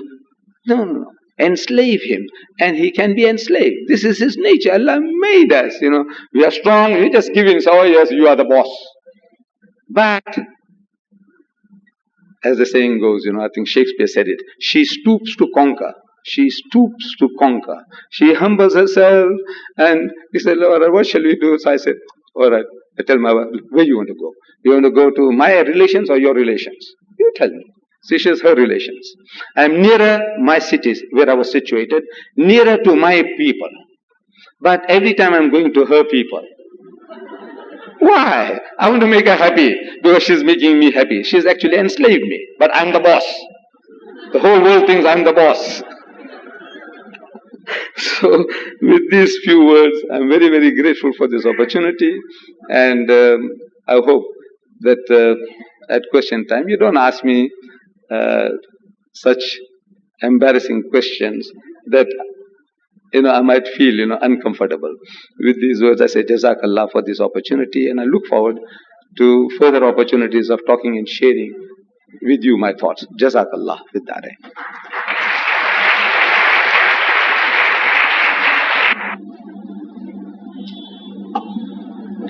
Ladies and gentlemen, now ladies, you are allowed to ask questions. We have a mic here in the center, and every person is allowed to ask only one question at a time. You will ask the question and then go back to your seat before you are answered. This is, if the gents want to ask a question, they are allowed to write down the question, give it to one of our volunteers and send it down. Assalamualaikum. My name is Asha Pandit, but I am a Muslim even though my surname is Pandit. What I wanted to ask was that I study in the St. Joseph College, and it's many Christians are there. When I ask them, why do you believe in this Trinity? They say that suppose you take 3 drops of water and you just combine them together, they become one. I don't know how to answer back to them. So what should I say to them? For water? No. This Father is different.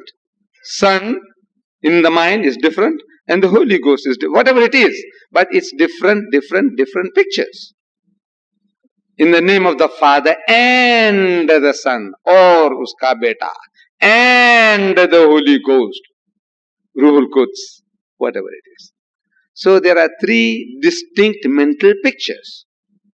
In the mind, when you say with your mouth, in the mind they are creating different images. When I say in the name of the Father, I'm asking him, are you thinking of the Son? No. When you say and the Son, do you think of the Holy Ghost? He says no. So I said, can you see now? Unless you are a disease, a lunatic. He's thinking of the Father, but he's thinking of his Son. When he's a father, he's thinking of the Son. He's taking the name of his wife, but he's thinking his daughter is his wife. No? So, his mother is different, his wife is different, his daughter is different. You can't mix up. When you say mother, wife, daughter, 3, they're all females, no doubt. But they are distinct, different things. So, where is this unity? In your mind, I said, you got 3. He says, no. You see, the person somehow or other, he's got to, because if he says yes, it implies that he's worshipping 3 gods. So he says, no, he's got only 1. I said, do me a favor. See, I did it.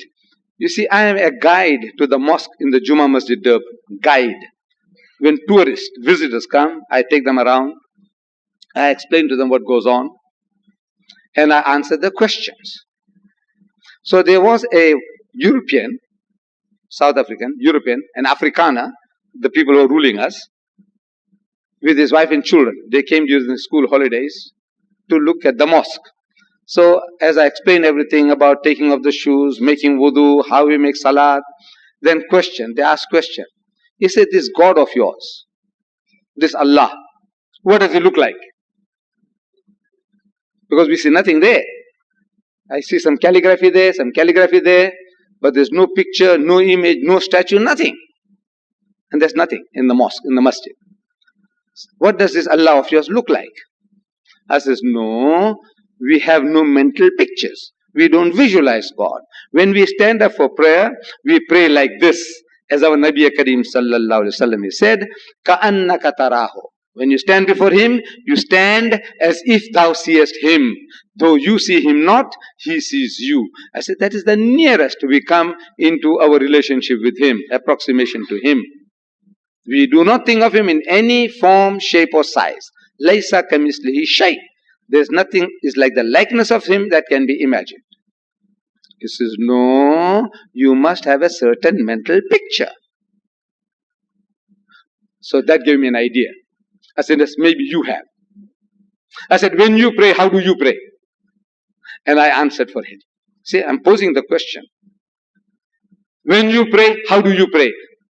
I said, you pray like this, in the name of the Father and the Son and the Holy Ghost. Right? He said, right. I said, when you say in the name of the Father, you are thinking of old Father Christmas, sitting on some planet, with his feet dangling onto the earth at his footstool, and the heaven as his canopy. And this is all biblical, from the Bible. All this thing I'm quoting, I'm only taking from their language. The wordings are all from there. The heaven is his canopy, the earth is his footstool, the heaven millions and millions of times bigger than man, but something like a man. When you say God the Son, I say, what are you thinking of? A prize bull or a Volkswagen? No, nothing like that. I say, handsome young man, blonde hair, blue eyes, handsome features, blue eyes, like what you saw in the King of Kings. I'm telling you. There's a film called King of Kings, Jesus. Day of Triumph, Jesus. Jesus of Nazareth, Jesus. You see, films. They have seen these films. So you think of him, in one of these, Jeffrey Hunter was acting. Jeffrey Hunter, you see, with blonde hair, blue eyes, handsome features, straight nose, not with a poly nose, not with that, a straight nose like a German or like a Norwegian or a Swede or an Englishman, not like a Jew with a hooked nose. You know what Jesus looks like. Then when you say, and the Holy Ghost, I say, what are you thinking of? I said, the Holy Ghost, you read in the book, something that came like a dove, like kabutar from heaven in the shape of a dove. And when Jesus was baptized in the river Jordan by John the Baptist, or something that came in flames of fire at Pentecost. I said, the picture is not very vivid, but the picture is there. I said, you have three distinct mental pictures. The Father is different, the Son is different, and the Holy Ghost is different. He says, no. See, if the man is trying to be impossible, he can. He says, no. I said, look, do me a favor. Please close your eyes. And when I say, in the name of the Father, and the Son, and the Holy Ghost, honestly, I want you to tell me how many mental pictures you have. So when I pose the question, the children, school children who were with him, with the family, mother, father and mother, they had school children. So the children thought they had the answer. It's so clear, so vivid. I said, in the name of the Father, and the Son, and the Holy Ghost. I said, how many mental pictures have you got?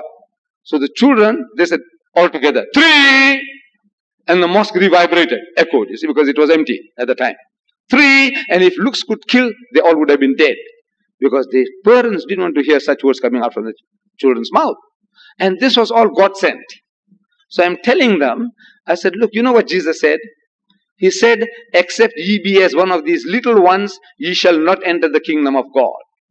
I said, what did he want you to be? As silly as they are sometimes? As naughty as they are sometimes? No. Jesus said you must be as simple and as sincere as they are. If the child sees 3 pictures, he'll tell you he sees 3 pictures. He's not afraid that he will get caught out or what not. He's honest. So I said, you see now the child can see, but you can't because you don't want to admit. So it's a sickness. Allah tells us in clear-cut language in the Quran, وَلَا تَقُولُوا ثَلَاثًا. Don't say Trinity. إِنْتَهُ خَيْرٌ لَكُمْ. This is, stop it, it'll be better for you. إِنَّمَا اللَّهُ إِلَهٌ وَاحِدٌ. For your Allah is one Allah, He is not 3 in 1, and He is not 1 in 3. And Jesus never taught this. It's not in His book. The word Trinity is not to be found in the Bible. The whole encyclopedia of 66 books, the word Trinity is not there. Amazing thing. The fundamental of their faith, that word itself is not there. But I said, you know what? That word is in the Quran. Amazing. The religion just says no Trinity. The word Trinity is in the Quran, but the Trinity is not in the Bible. But in the Quran, it says, وَلَا تَقُولُوا ثَلَاثًا. Don't say Trinity. But the word Trinity is there in the Quran. The Bible even hasn't got that. I hope, you get some of these tapes of mine. And it's continuously, these things are going on, with the Christians coming along and posing questions. And we are answering. You can learn something. There was at one time, one of my meetings, I went to the Cape province. In South Africa, we have 4 provinces. Like Pakistan has 4 provinces. We have 4 provinces. So I was in one of these provinces and I was lecturing at a place called Wynberg Town Hall in the Cape. And at question time, one white man, he came up questioning and he was asking deep searching questions. And every question I answered, he used that to develop another question. That answer, he developed another question. And from this questioning, I realized that he is no ordinary person. It's not easy that from an answer you develop a question. From the answer again you develop another question. So I whispered to the chairman, said, please ask the gentleman who he is. We'd like to know that he's asking such deep and searching questions. So the chairman asked, and he said, I am Professor van der Merwe from the University of Stellenbosch, the headquarters of this Dutch Reformed Church institution, and I'm the professor of theology. Now we know his worth. You see, he's a great man, big man, the biggest man in the Stellenbosch University on theology. And after a few questions, a colored gentleman, colored is a mixture between black and white. You know, like you have Anglo-Indians, you call them here. You know, mixture between the Asiatic and the European. You call him Anglo-Indian. The African and white mixture, we call it colored. So there was a colored priest. He came up. He says, Mr. Deedat, you people don't believe in the Holy Trinity. But what have you to say about the first epistle of John, chapter 5, verse 7, where it says, for there are three that bear record in heaven, the Father, the Word, and the Holy Ghost, and these three are one. It's there in his book. He said, what about this? It's there in my Bible. Fortunately, Professor Fundamova was there. So I got up to answer. I said, look, we are very, very fortunate that Professor Fundamova is here with us today. So whatever I'm going to tell you, I'm not pulling a fast one on you. The professor will confirm whether I'm speaking the truth or not. I said, Professor, you see the verse he has quoted for the first epistle of John, chapter 5, verse 7. This is in the Roman Catholic version of the Bible. He said, yes. It is in the Authorized King James of the version of the Bible. He said, yes. But as is now taken out from all modern translation as a fabrication. As a fabrication, as an interpolation, as an adulteration. Is thrown out. Is not there anymore. Is it true? He said, yes. I said, you see, the reason is that this Trinity, in the ancient manuscript, this verse was not there. But a certain Vigilus of Thapsus in the 6th century, in his manuscript, he made a marginal note for his own edification. A marginal note in his own handwriting.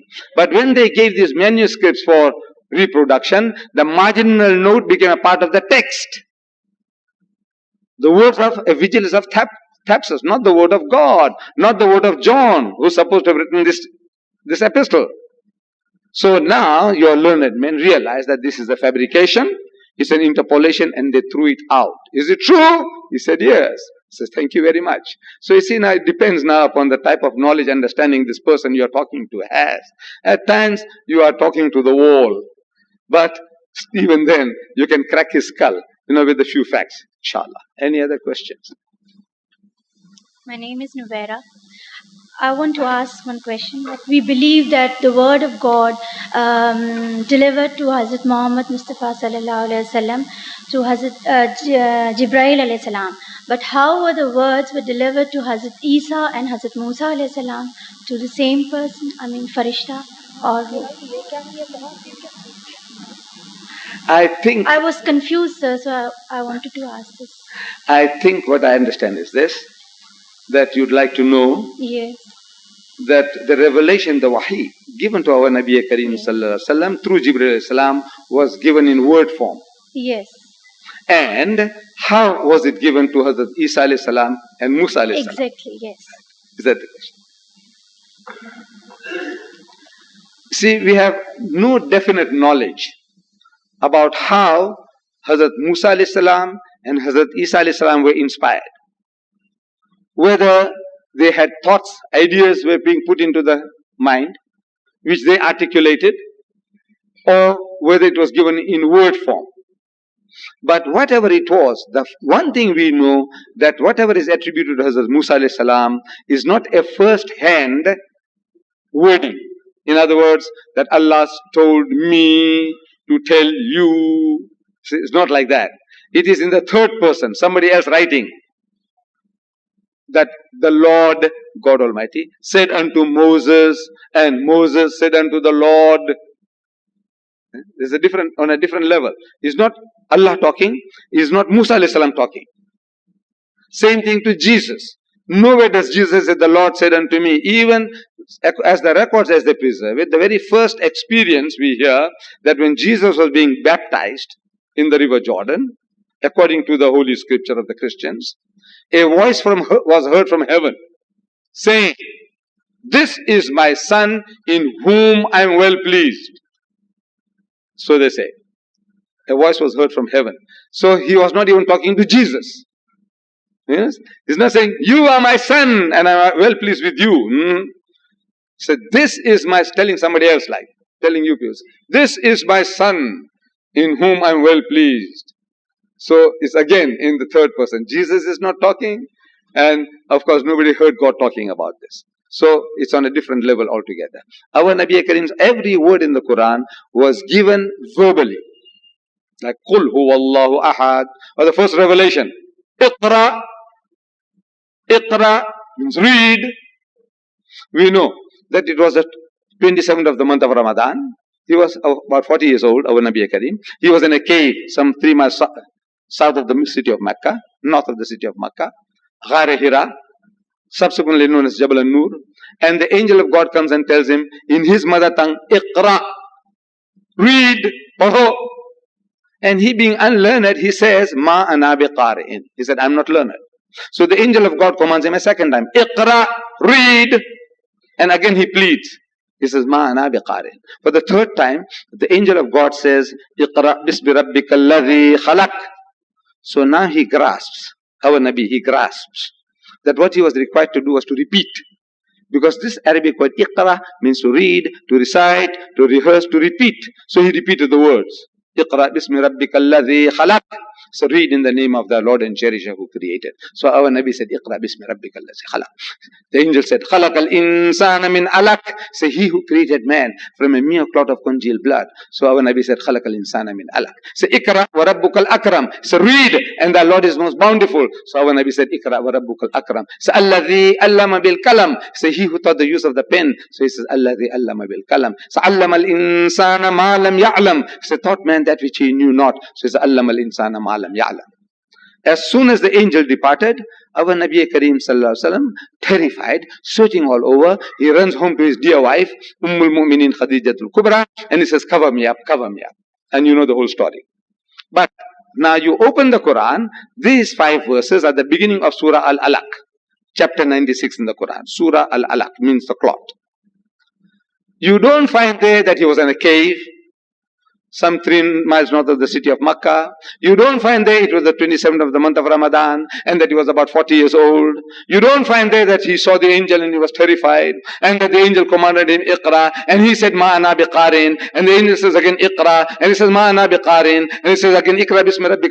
Nothing there. The only thing is Allah's kalam. What was given is there. All the other things are details that we learn from history, from tradition, from what the Nabi said and what we have got recorded. So you see, the Quran is preserved on a unique level. Only Allah's kalam, the Qul huwallahu ahad I was speaking about. You won't find there that our Nabi was in Medina, in the masjid, and the Christians had come, and they were arguing and debating, and all the details I gave you is from traditions, from history. It is not in the Quran. The Quran only says, Qul huwallahu ahad, Allahu samad, lam yalid, walam yulad, walam yakul. That's all. So this is what the words that were given to him, that is what we have preserved. The other scriptures, they haven't got any such thing. Even materially, there is no such thing available.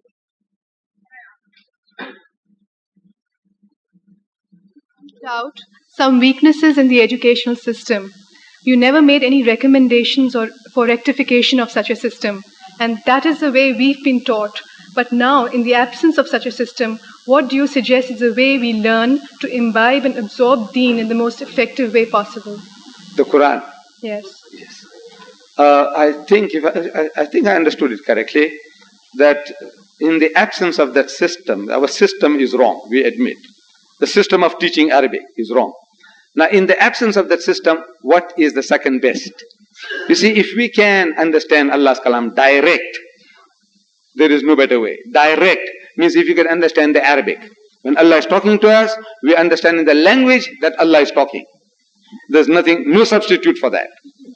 But the second best is a translation. The second best is a translation. If you understand Urdu better than any other language, get a Urdu translation. If you understand Sindhi better than any other language, get a Sindhi translation. If you understand Gujarati better than any other language, I say get a Gujarati translation. Whatever language you understand best, get a translation in that language. That is second best. But you, my child, you speak English so beautifully. For you, despite, maybe you understand Urdu better than that even. Get an Urdu translation, but an English translation is imperative. It will improve your English, this translation. then everything on your fingertips. And the language, the terminology, you'll get the right terminology to speak to others. You see, at times we understand, I'm telling the Arabs, I said, look, you don't need a translation. That's your mother tongue. But if you aspire to talk, to share with a non-Muslim who's English speaking, then you won't have the right terms. So I said, look, what you do, you also need a translation. Though you read from the Quran, Bismillahir Rahmanir Rahim, in the name of Allah, most gracious, most merciful. وَإِذْ قَالَتِ الْمَلَائِكَةُ يَا مَرْيَمُ. Now you understand. I said, you understand what it means. I'm telling the Arab. But now how are you going to explain to the fellow? So you start using your own words. Says, you see, the angel said to Mary, so, O Mary, Inna Allah astafaki wa taharaki wa astafaki ala nisa'il alameen. So he said, you see, Allah, He liked her very much. He is choosing her. And you're talking like that, it appears that Allah is talking like that.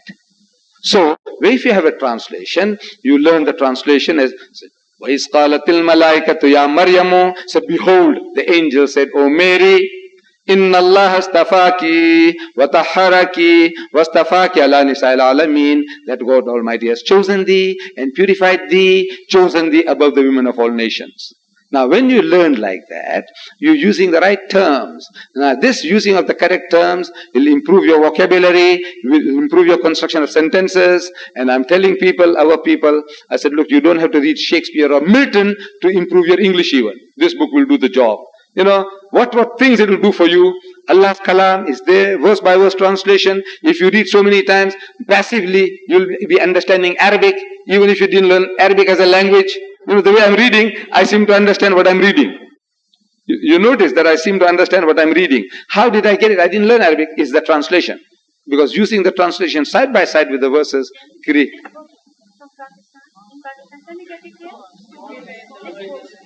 You want to see? Yes. Oh yes. This translation, I'm sure, I didn't have the time to make sure, but this was printed in Lahore. It is available by Abdullah Yusuf Ali. The language, as if it's inspired, the English, even the English seems to be inspired. This man, Abdullah Yusuf Ali, when the Westerner, when he reads it, he can't believe that an Oriental could have written that English even. The English is superb and is a substance also. This is the only translation, an English-speaking person, if he starts sitting alone and starts reading, tears will start rolling down his eyes. Tears, because it's coming from the heart. As our shair says, dil se jo baat nikalti hai, asar rakhti hai, par nahi taqat parwaz magar rakhti hai. It's coming from the heart, so it moves people's hearts. Other people, they write from the head. Beautiful ideas, so it tickles the brain. Very nice, beautiful. But it doesn't move you. This one moves you. Get it? And it's cheap. Wallah, it's very cheap. Yes, my sister. And about the recommendations for the rectification of the educational system. I didn't understand. For recommendations for the improvement of the existing educational system. The idea is that we must start learning language Arabic as we learn other languages. How do you learn other languages? See, when I went to school, direct method, I didn't know English. I was born in India. I go to South Africa. I go to school. So they start teaching me BAT bat, CAT cat, MAT mat, RAT rat. So I understand what is bat, what is rat, what is mat, what is cat. Immediately I know what they're talking about. I see a kitty, I see a ball. I understand. क्या कहते हैं कि I see a kitty की बिल्ली देखता हूँ, मैं ball देखता हूँ.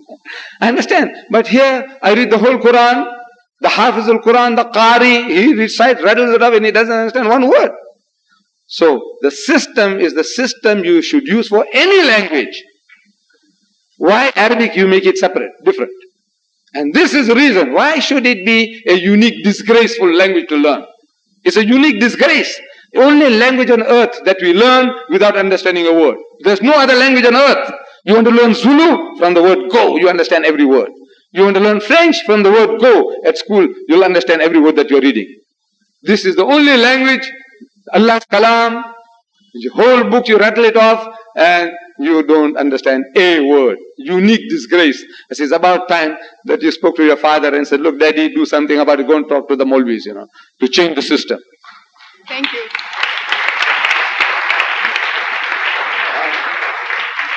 My name is Safia Khairi. I would like to ask a question on your speech. When you were speaking about the Prophet being an Ummi, you said the people of Arabia were Ummis too. Maybe I didn't understand it very well, but as far back as I can think, I read that during that time, there used to be a bazaar called Ukas in the Kaaba, where they used to come with their best verses, and they were very versatile. As a matter of fact, most of the, Quraysh sheikhs, chiefs, were all very learned people as such. So I was just wondering if you could explain what you meant by that. I will. The Arabs were an Ummi people, meaning as a people they were illiterate. They didn't know how to read or write. At the time of our Nabi, there were only about half a dozen people in the whole of Arabia who could read and write. Among them was Abu Jahl. Abu Jahl was one of those. With regards to poetry, you don't have to read or write to speak poetry. It's your mother tongue. And they're talking and talking and talking, and they say we are an eloquent people. They were very eloquent. See, Arab means eloquent. Ajam means dumb. They said we are the Arabs, we are the eloquent people, and the rest of the world is Ajam. Ajam means dumb compared to us. We can, in our language, the Arab boasted, can give you 100 different words for a sword. Talwar ke liye. 100 different synonyms. We can give you 100 different synonyms for a horse. How many can you give in your language? Any other language group? The guy says half a dozen. He said, you see, compared to us, you are dumb. So a person who knows his language, he's got ideas, he can rattle it off. Beautiful verses. You don't have to read or write. The people as a nation, they were illiterate. Like we would say Pakistan. This morning I'm reading in the newspaper that only 5% of our women folk are literate. Overall, there's a 26% of the Pakistanis are literate. So this nation is an illiterate nation.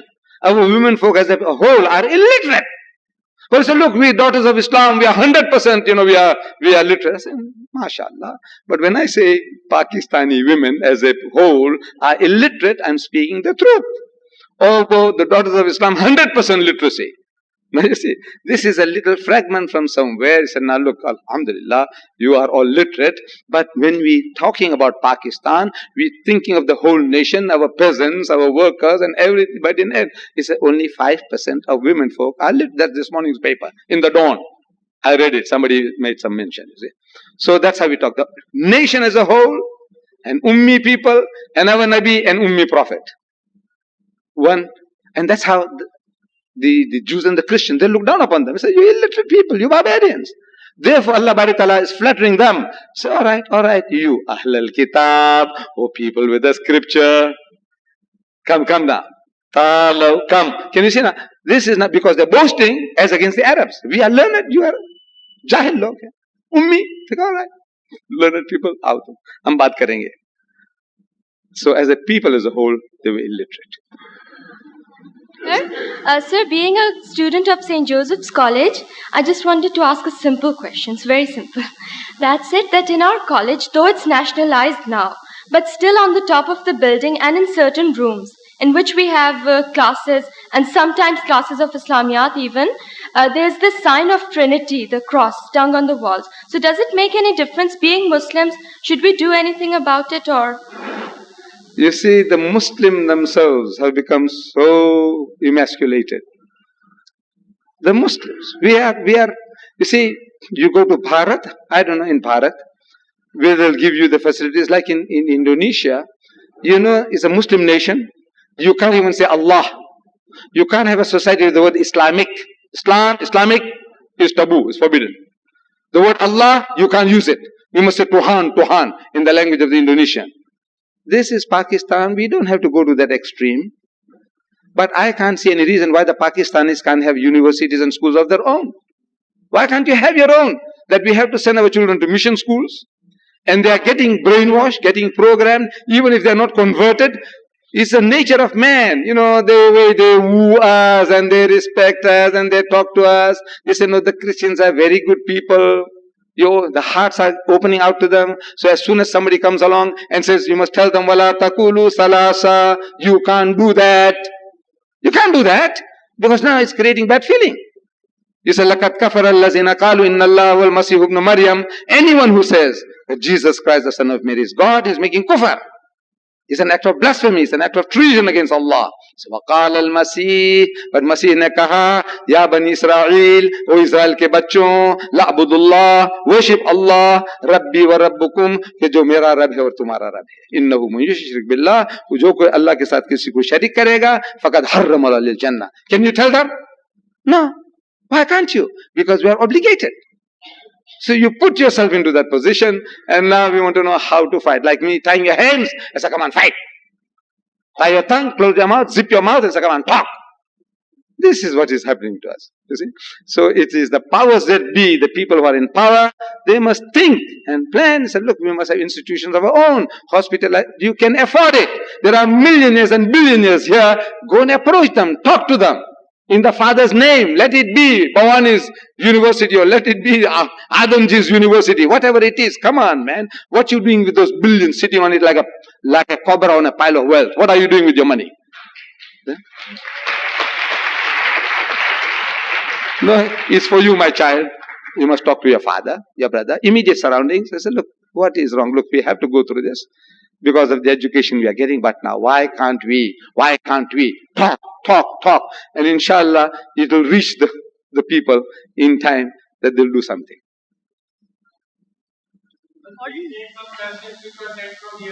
First chance, this is the ladies' meeting. You have enough of me in the other meetings. There's this modern trend that all the religions teach good things and forbid evils. And the basic thing is that we must have good ikhlaq, good relations with others. So how can we talk about this? How can we say that Islam is different in this sense? And the other question is, you've been giving a lot of emphasis on Arabic language, that we must know the Arabic. What about the Arabs who know the Arabic language? Such an embarrassing thing to see a Sheikh acting like that. And then I think one at a time. Let's see. What was the first one? All the religions teaching the good things. Right. You see, every religion says do good. There's no doubt about that. Not one religion says commit adultery. Not one religion says steal or kill people. Nobody says that. Then how is it that we can say that, look, Islam is the culmination, is the highest point of all religions? It is on the very teachings. You see, each religion was the fittest religion for its time. It was the perfect, it was complete, and yet incomplete. Like our education. You see, in my country, I go up to standard 6 in certain schools. Standard 6, what you call 8th year. And then I have to change school. Up to standard 6, I get a certificate called primary school certificate. So, if I pass that, I am perfect as far as standard 6 is concerned. The 8th grade, I am perfect, and yet I am imperfect. Because now, still there's further steps to go. So I go to a high school, we call it a college. And in the college I go up to metric. When I pass metric, it's perfect, complete, and yet incomplete. Now you see, it's complete up to metric, but it's still incomplete. Then I go to university, and I take whatever lines that I want to take. Now you see. So at every stage, it's complete and incomplete. It's complete and incomplete. So same thing with religion. Allah Ta'ala gave, in the system of religions, we talk about Judaism, Christianity and Islam. These are 3 sister religions. What Allah gave to Hazrat Musa alayhi salam was perfect, complete and incomplete. Then by the time Isa alayhi salam came, he came as a reformer among the Jews. So what Allah gave him was complete for his people, for their needs, and yet incomplete. It's only in the dispensation of our Nabi Kareem Sallallahu Alaihi Wasallam that through our Nabi Kareem Sallallahu Alaihi Wasallam, Allah gives a final complete revelation, and He says in the book, He says, Al-Yawma akmaltu lakum dinukum. This day I have perfected for you your religion. Wa atmamtu alaykum na'mati, and I have completed my favors unto you. Wa raditu lakum al-Islam adina, and I will that Islam should be your religion. So now it's complete, perfected. Once it's perfected and complete, you can't add anything more. Anything else added to it is an abnormality. Like this hand. Look at this. Perfect. You can't add another thumb to improve it. You can't add another little finger or 10 fingers to improve it. complete. Anything you now add to this is an abnormality. Same thing to the teachings as given by Allah Bari Ta'ala is a complete code for all times. But it was not so with Musa alayhi salam. It was not so with Isa alayhi salam. You see, for their needs, perfect. But it was incomplete. For the times of Jesus, whatever was given was perfect for their needs, but it was incomplete. That's how it is. And what was the second thing? Arabs, they speak the language, but still. The Arabs and the Arabs, yeah.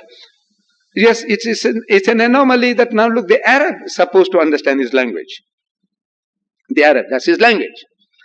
But he seems to have also lost the spirit behind the Quran. He is also reading for beautification, for sawab. So I meet these Arabs. I meet them, I talk to them, and I'm asking them, you see, like in Kuwait, when I went to Kuwait, I saw, as I landed, the man who comes to pick me up from the ministry, sitting with me in the front, I'm asking him, what is your name? So he said, my name is Yusuf. I said, Yusuf? Ah, my younger son is Yusuf. And you know, you're like a son to me, like my son is Yusuf. So my companion who had been to Kuwait before, he whispers to me that he's a Lebanese Christian. I said, oh, in other words, you better change the tune. You know, he's not what you're thinking.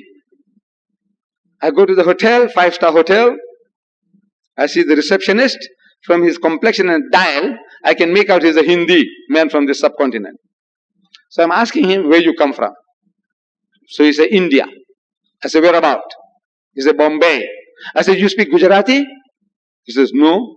I said, that's funny. I come from Bombay and I can speak Gujarati. How is it that you come from Bombay and you can't speak Gujarati? He said, no, I'm a Goanese Christian. I said, oh, name Stephen.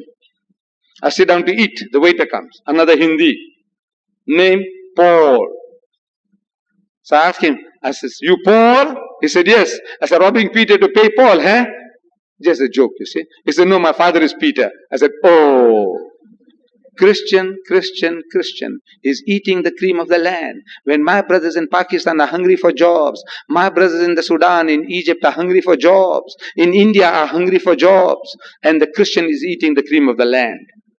So, I speak to these people, this younger generation. I says, you know, when I came, this is what I saw. I said, look, you haven't got the guts. You haven't got the spirit to go and find customers for Islam. You can't go to Borneo. You can't go to the Amazon. You can't go to China. You can't go to Russia. You know, you're all too soft. You can't move anywhere. So Allah is making things easy for you. He's sending customers to your door, to your homes, looking for jobs. Why don't you talk to them? So the Arab tells me now, he said, La ikraha fid deen. He's quoting the Quran. Shaitan quoting the Quran. They said the devil's quoting scripture. He is a Muslim. He's an Arab. He's telling me what the Quran says. He says, La ikraha fid deen. It means there is no compulsion in religion. I said, who's talking about compulsion? I'm not telling you to force Islam down their throats. You, I said 100 million, you can't extricate 1 square inch of land from the mouth of the Jew by force. Am I going to tell you, go and force the Americans to become Muslims, force the Chinese to become Muslims, force the Russians? Who's talking about force? Another guy, I tell him, he said, Lakum deenukum waliya deen. He's quoting the Quran, the shaitan. I said, you know, look, this is as a last resort when everything fails. You try. And when that guy says, hey, I'll put a knife through you, then Allah tells you to tell them, وَإِذَا خَاطَمُهُمُ الْجَاهِلُونَ قَالُوا سَلَامًا. When you meet the ignorant one, say peace. Bhai tum tumhare raaste, hum hamare raaste. That is as a last resort. If our Nabi started with that, there would have been no problem. If he started with that, we wouldn't have been Muslims today. But you see, he has lost the whole thing. But there's one thing good about the Arab. I'm hammering him. Wallah, I'm hammering him. And I tell you, he loves it. This is the beauty of it. He loves it because he knows it's coming from the heart. When I hit him, it's hurting me too. He knows that, look, I'm not trying to score points on him to say, look, you are fools and I'm a clever man. I'm telling him, look, this is what we find ourselves in. And it's about time I say, you woke up and you did something. Allah has given you a second inning. I'm telling them, second inning. And if you don't come right, I says, you'll be destroyed for good. You won't get a third chance. And so I terrify the guy. But he loves it, you see. But he has also lost touch with the Quran. For 1,000 years we didn't propagate, so we lost the art. And once you lose the art of talking, preaching, inviting people. Once you lose the art, you don't know how to open your mouth, so you don't open the mouth. It's about time you learn the techniques, how to start with the people. So this is my field, you see. I mean, in it, I want to share with people how to start with the Jew, how to start with the Christian, how to start with the Hindu, how to talk to the atheist, the agnostic. How to do it is so easy. Allah is teaching you in the Quran, but nobody really reads the Quran. That's the saddest part. Nobody really, not even the Molvi, not even the Alim, the Maulana, he doesn't read it. He's rattling it off. You know, पढ़ जाता है, खत्म कर जाता है, खत्म करते हैं सब. But nobody really reads it. And I'm telling the guy, say, you're not reading it. And somehow, look, I'm not learned, wallah. You know, I'm a furniture salesman. But you see, what has happened is, somehow, because of talking, these people, you know, the Arabs, they called me and gave me a prize, King Faisal prize. So everybody thinks now, I'm some great guy. So now they are prepared to listen to me. Junejo want to see me tomorrow. Day after tomorrow, Zia wants to see me. For what, I don't know. A question. My name is Samina Tariq. I'm a medical student. What I wanted to ask is about the word doubt in Quran. Quran says you should not have doubts. But until and unless we don't have doubts, we don't have shak, we can't have yaqeen.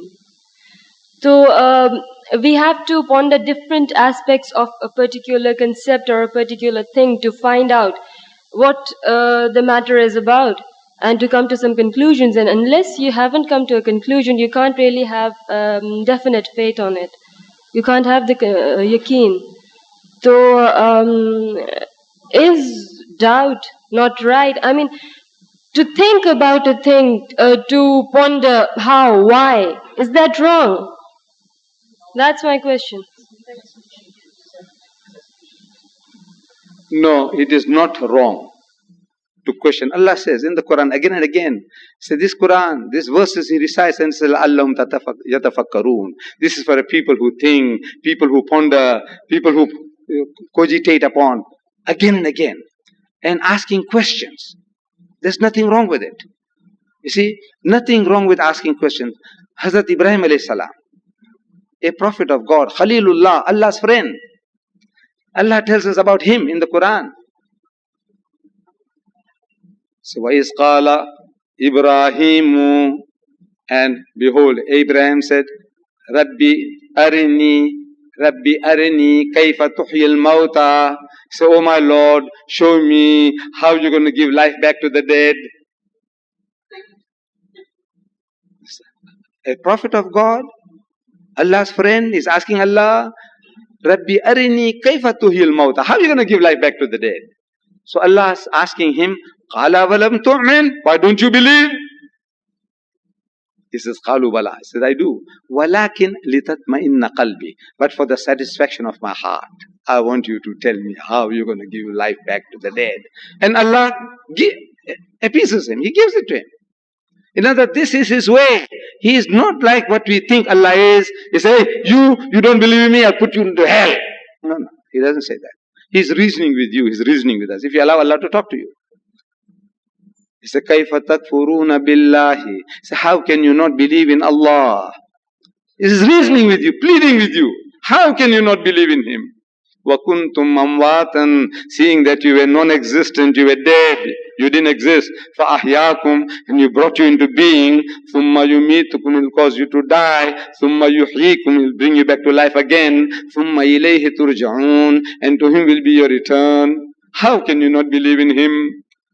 Look, He is not like a tyrant, ready there, looking for excuse to destroy you. No. He wants you to talk, to think, to reason, to ponder over His creation. Look at it. He wants to do that. But now, when we are asking our learned men some of these questions, you see, because they haven't got the answer, the best way is to shut you up. So, kafir ban jayegi. You're going to go to hell, jahannam mein jayegi. To mandi nahi. So the best thing is to keep quiet. This is it. But Allah wants you to think. He says that. He wants you to ask. He wants you to ponder. Ask Allah to help and He will help you. Inshallah. This doubts creeping in, nothing wrong with it.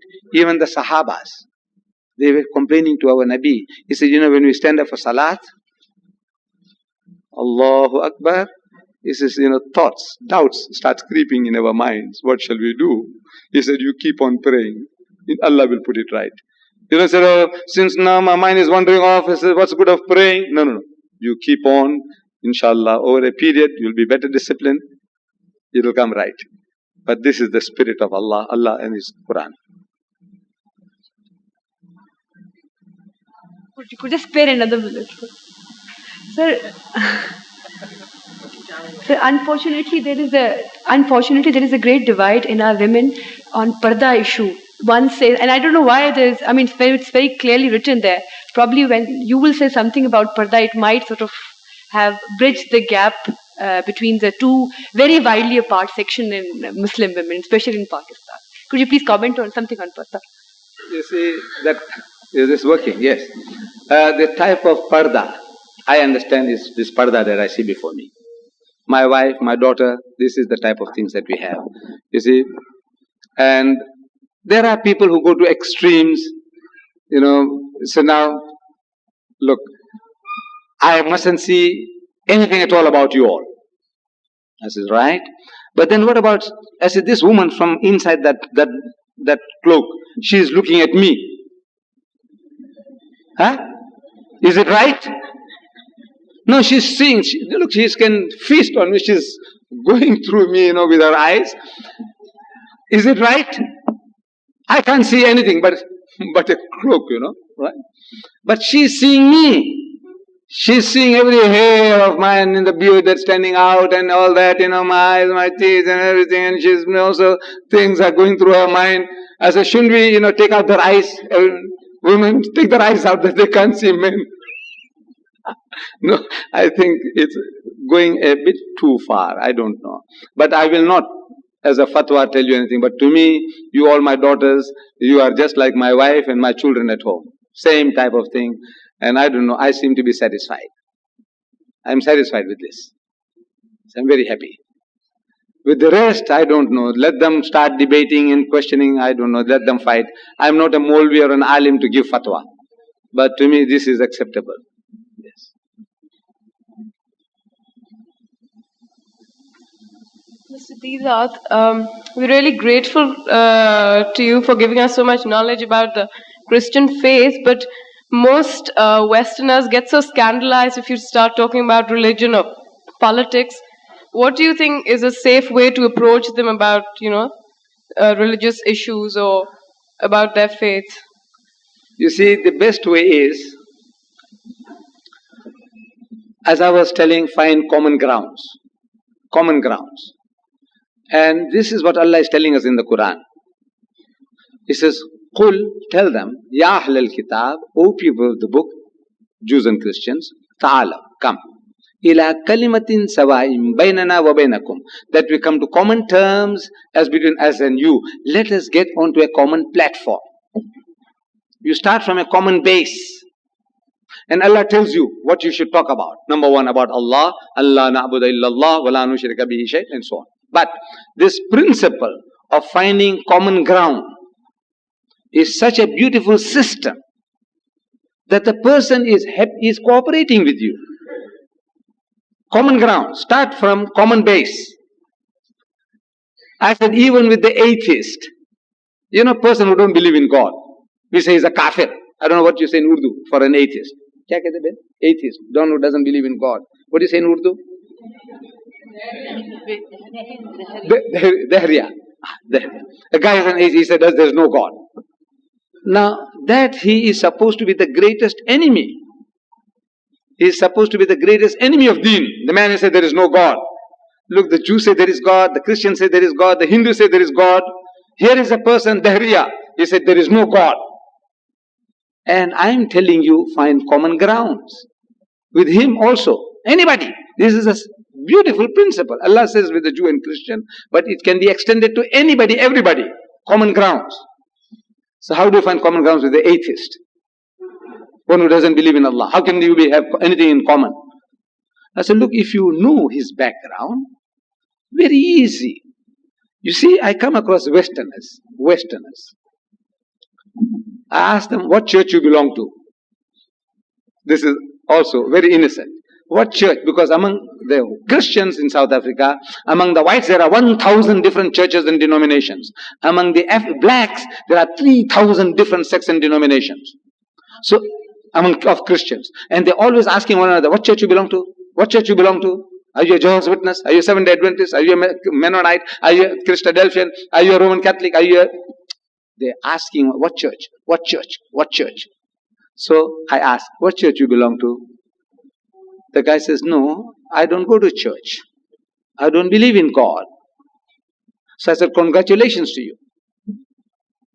Mubarakbadi tumhe. He's shocked. When he says, I don't believe in God, he expects me to, start attacking him now. I says, no. I said, congratulations to you. So what for? I said, you see, if you told me you are a Christian, no congratulations. Because your father was a Christian, your mother was a Christian. You tell me you are a Muslim, I said, no congratulations. Because your father was a Muslim, your mother was a Muslim. No, what did you do? You inherited it. माँ बाप ने तुम्हें मुसलमान बनाया बचपन से तुमको ऐसा. What have you done? Nothing. So no congratulations. But if you say you are an atheist, I say congratulations. Because your father was a Christian, your mother was a Christian. You come from a Christian environment and you say you don't believe in God, you have been thinking. So I congratulate you for that. What made you say that there is no God? If your father was a Christian, they were going to church, mother was going to church, and now you say you don't go to church and you don't believe in God, you were thinking. So for that I congratulate you. Your mind has been working. Christian, he didn't work his brain. His Jew didn't work his brain. The Hindu didn't work his brain. The born Muslim didn't work his brains. You worked your brains. Congratulations. I said, you see, you have been thinking. What have you been thinking? I said, look, the things that you have been hearing about. You have been hearing about creation. I said, yes. Even he's an atheist, he knows what he has been reading as a child in the Bible. The whole environment is telling him about creation. He said, you see, you read in the Bible that God created Adam and Eve. I said, yes. And he put them in the garden. I said, yes. And he told them, eat anything, everything, except the fruit of the tree in the midst of the garden. I'm reading from the Bible. That tree thou shalt not eat, that fruit thou shalt not eat, because the day that thou eatest thereof thou shalt surely die, says the Bible. That day you'll surely die. So Shaitan comes along and he tells them, he says, look, that fruit is very good to eat. And if you eat, you shall not surely die. Hargiz tu nahi marega us din. So they were tempted, they act. And they live for 950 years after that. So now you are confused. God said that day you shall surely die. Shaitan said thou shalt not surely die. And they didn't die. Who's speaking the truth? Shaitan. So they act.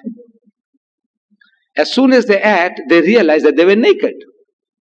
Prior to that, maybe grown-up people, but they were innocent, masoom in the thinking. They didn't know that they were naked. Now they realized that they were naked. So they started plucking leaves. I'm reading from the Bible. I'm reading to him his background, I'm telling you. So they started plucking leaves.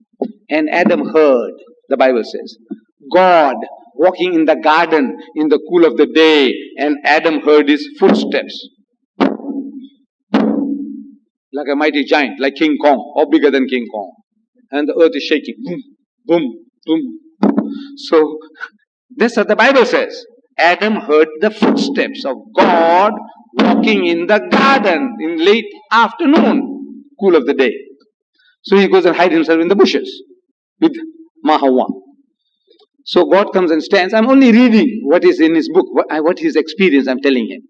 So God comes and stands where Adam and Eve were a few seconds before. And he scans, he looks. He can't see them. So he says, Adam, Adam, where art thou? Tu kahan hai? Poor God, he doesn't know where Adam and Eve are. Or maybe he's playing hide and seek. With Adam and Eve. Like I do with my grandson. I have a grandson about 3.5 years old. So I go home, and he's very happy to see his grandpa. But I go pretending that I don't see him. So I shout, say, Rais, tu kahan hai? Where are you? That's my Gujarati language. You see, he understands my language. And I'm looking all over. Rais, where are you? And he's laughing. He's laughing. He's like, Grandpa can't see me. So maybe the Almighty also was wanting to have a little fun, so playing hide and seek. I don't know. But that's what the Bible says. So Adam peeps through the bushes, sheepishly, guilty. So what's wrong? Why are you hiding? He said, because I was naked. So how do you know that you were naked? You have been eating the fruit. So he says, no, it's the woman that gave us to me. She made me to eat. In other words, he's blaming Allah for giving him that woman. So if you didn't give me this woman, I wouldn't be in trouble. So you gave me this woman.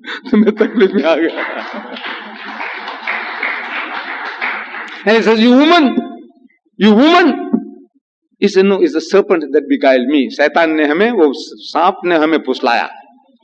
So, the cowards, our grandfather and grandmother first, they're cowards, passing the buck, the responsibility, somebody else. The oldest game in the world, still with us today. So, I said, you believe in a God who walked in the garden and Adam heard his footsteps? He says, no. I said, me too. I don't believe in a God like that. Then in the book of Genesis, there's still the same book, first book. Hazrat Musa alayhi salam wants to see Allah. He wants to see God. In the Quran, Allah says, Lan tarani, you shall never see me. In the Bible, it says, look, I must see you. What to do? So Allah Bari Ta'ala, He relents. He says, alright, I'll do you a favor. So He puts him between two rocks, the Bible says. And He puts his hand in the opening. So Musa alayhi salam can't see him. Then he turns his back. He turns his back. And He takes away his hand. And Moses sees the back of God. He saw his backside. Allah's backside he saw. I said, do you believe in a God like that? That Moses can see his backside? He says, no. Maybe the front side was too horrible to see. He saw his backside. So I said, me too. I don't believe in a God like that. Me too. I said, you say the Christian, your father, mother, the whole Christian world, they said, Mary, the mother of Jesus, carried Jesus for 9 months. Who is this Jesus? He's God. He's God who came down to earth as a man. He was born like any other human child, circumcised on the 8th day. You all know what is circumcision. Khatna ki uski 8वें दिन. God, somebody holding God and getting him circumcised. You believe in that? He says, no. That a woman carries God for 9 months, you believe in that? He says, no. I said, me too, I don't believe in it. Can you see? So, I said, look, this man, this atheist has taken the first right step in the direction of Islam. He is nearer to us than the Jew, the Christian or the Hindu. Because he has uttered the first words, La ilaha. There are no ilah. There is no ilah. I said, Jesus is not ilah. Rama is not ilah. Krishna is not ilah. So he's saying, La ilaha. I said, now take him to illallah. Look, he's taken the first step. What do you start with? Anybody wants to become a Muslim, what do you say? Say, La. What is La? No. Ilaha, koi ilah nahi, koi ma'bud nahi. There is nobody worthy of worship except Allah. So he's taken the first step. He said La ilaha. Now look, find ways of making him to see that there is illallah. So look, common grounds, common basis. Wallah, you can do it to anybody. If you want to sell, our fathers are business people. And when they sell rubbish, how they sell, I know. We have been selling. I'm a salesman originally. So selling. And I know how to sell. Usko kaisa fuslate hain? Our Delhi wala brothers, they're very good in Bandar Road, that old Bandar Road. Shh, good, sweet, mashallah. I don't mean any insult. Masters. Kya zuban unki shireen hai, kaisa humko fuslate hai. You want to sell your rubbish? You use such art and technique. Why not in the way of Allah also? Think, you can develop. Wallah, you can develop. And it's so easy, and so pleasant. And it's so, it gives you such satisfaction. Because Allah says, لِيُزْهِرَهُ عَلَى الدِّينِ كُلِّهِ हमें ऐसा दीन दिया है, there's a master overcome and supersede them all, bulldoze them all. And when you have the power of a bulldozer, have you seen bulldozer at work? Yes. I just watch for hours. Just see how it moves, heaps and heaps, moving mountains, how it does, flattening the ground. You just stand and look, the way it's working. You get fascinated, mesmerized by what it is doing. You are that bulldozer. We can bulldoze any ism, whether it be Hinduism, Buddhism, Judaism, Christianism, atheism, every ism. Islam is destined to master them all. It's a privilege Allah has given us as a fine common ground.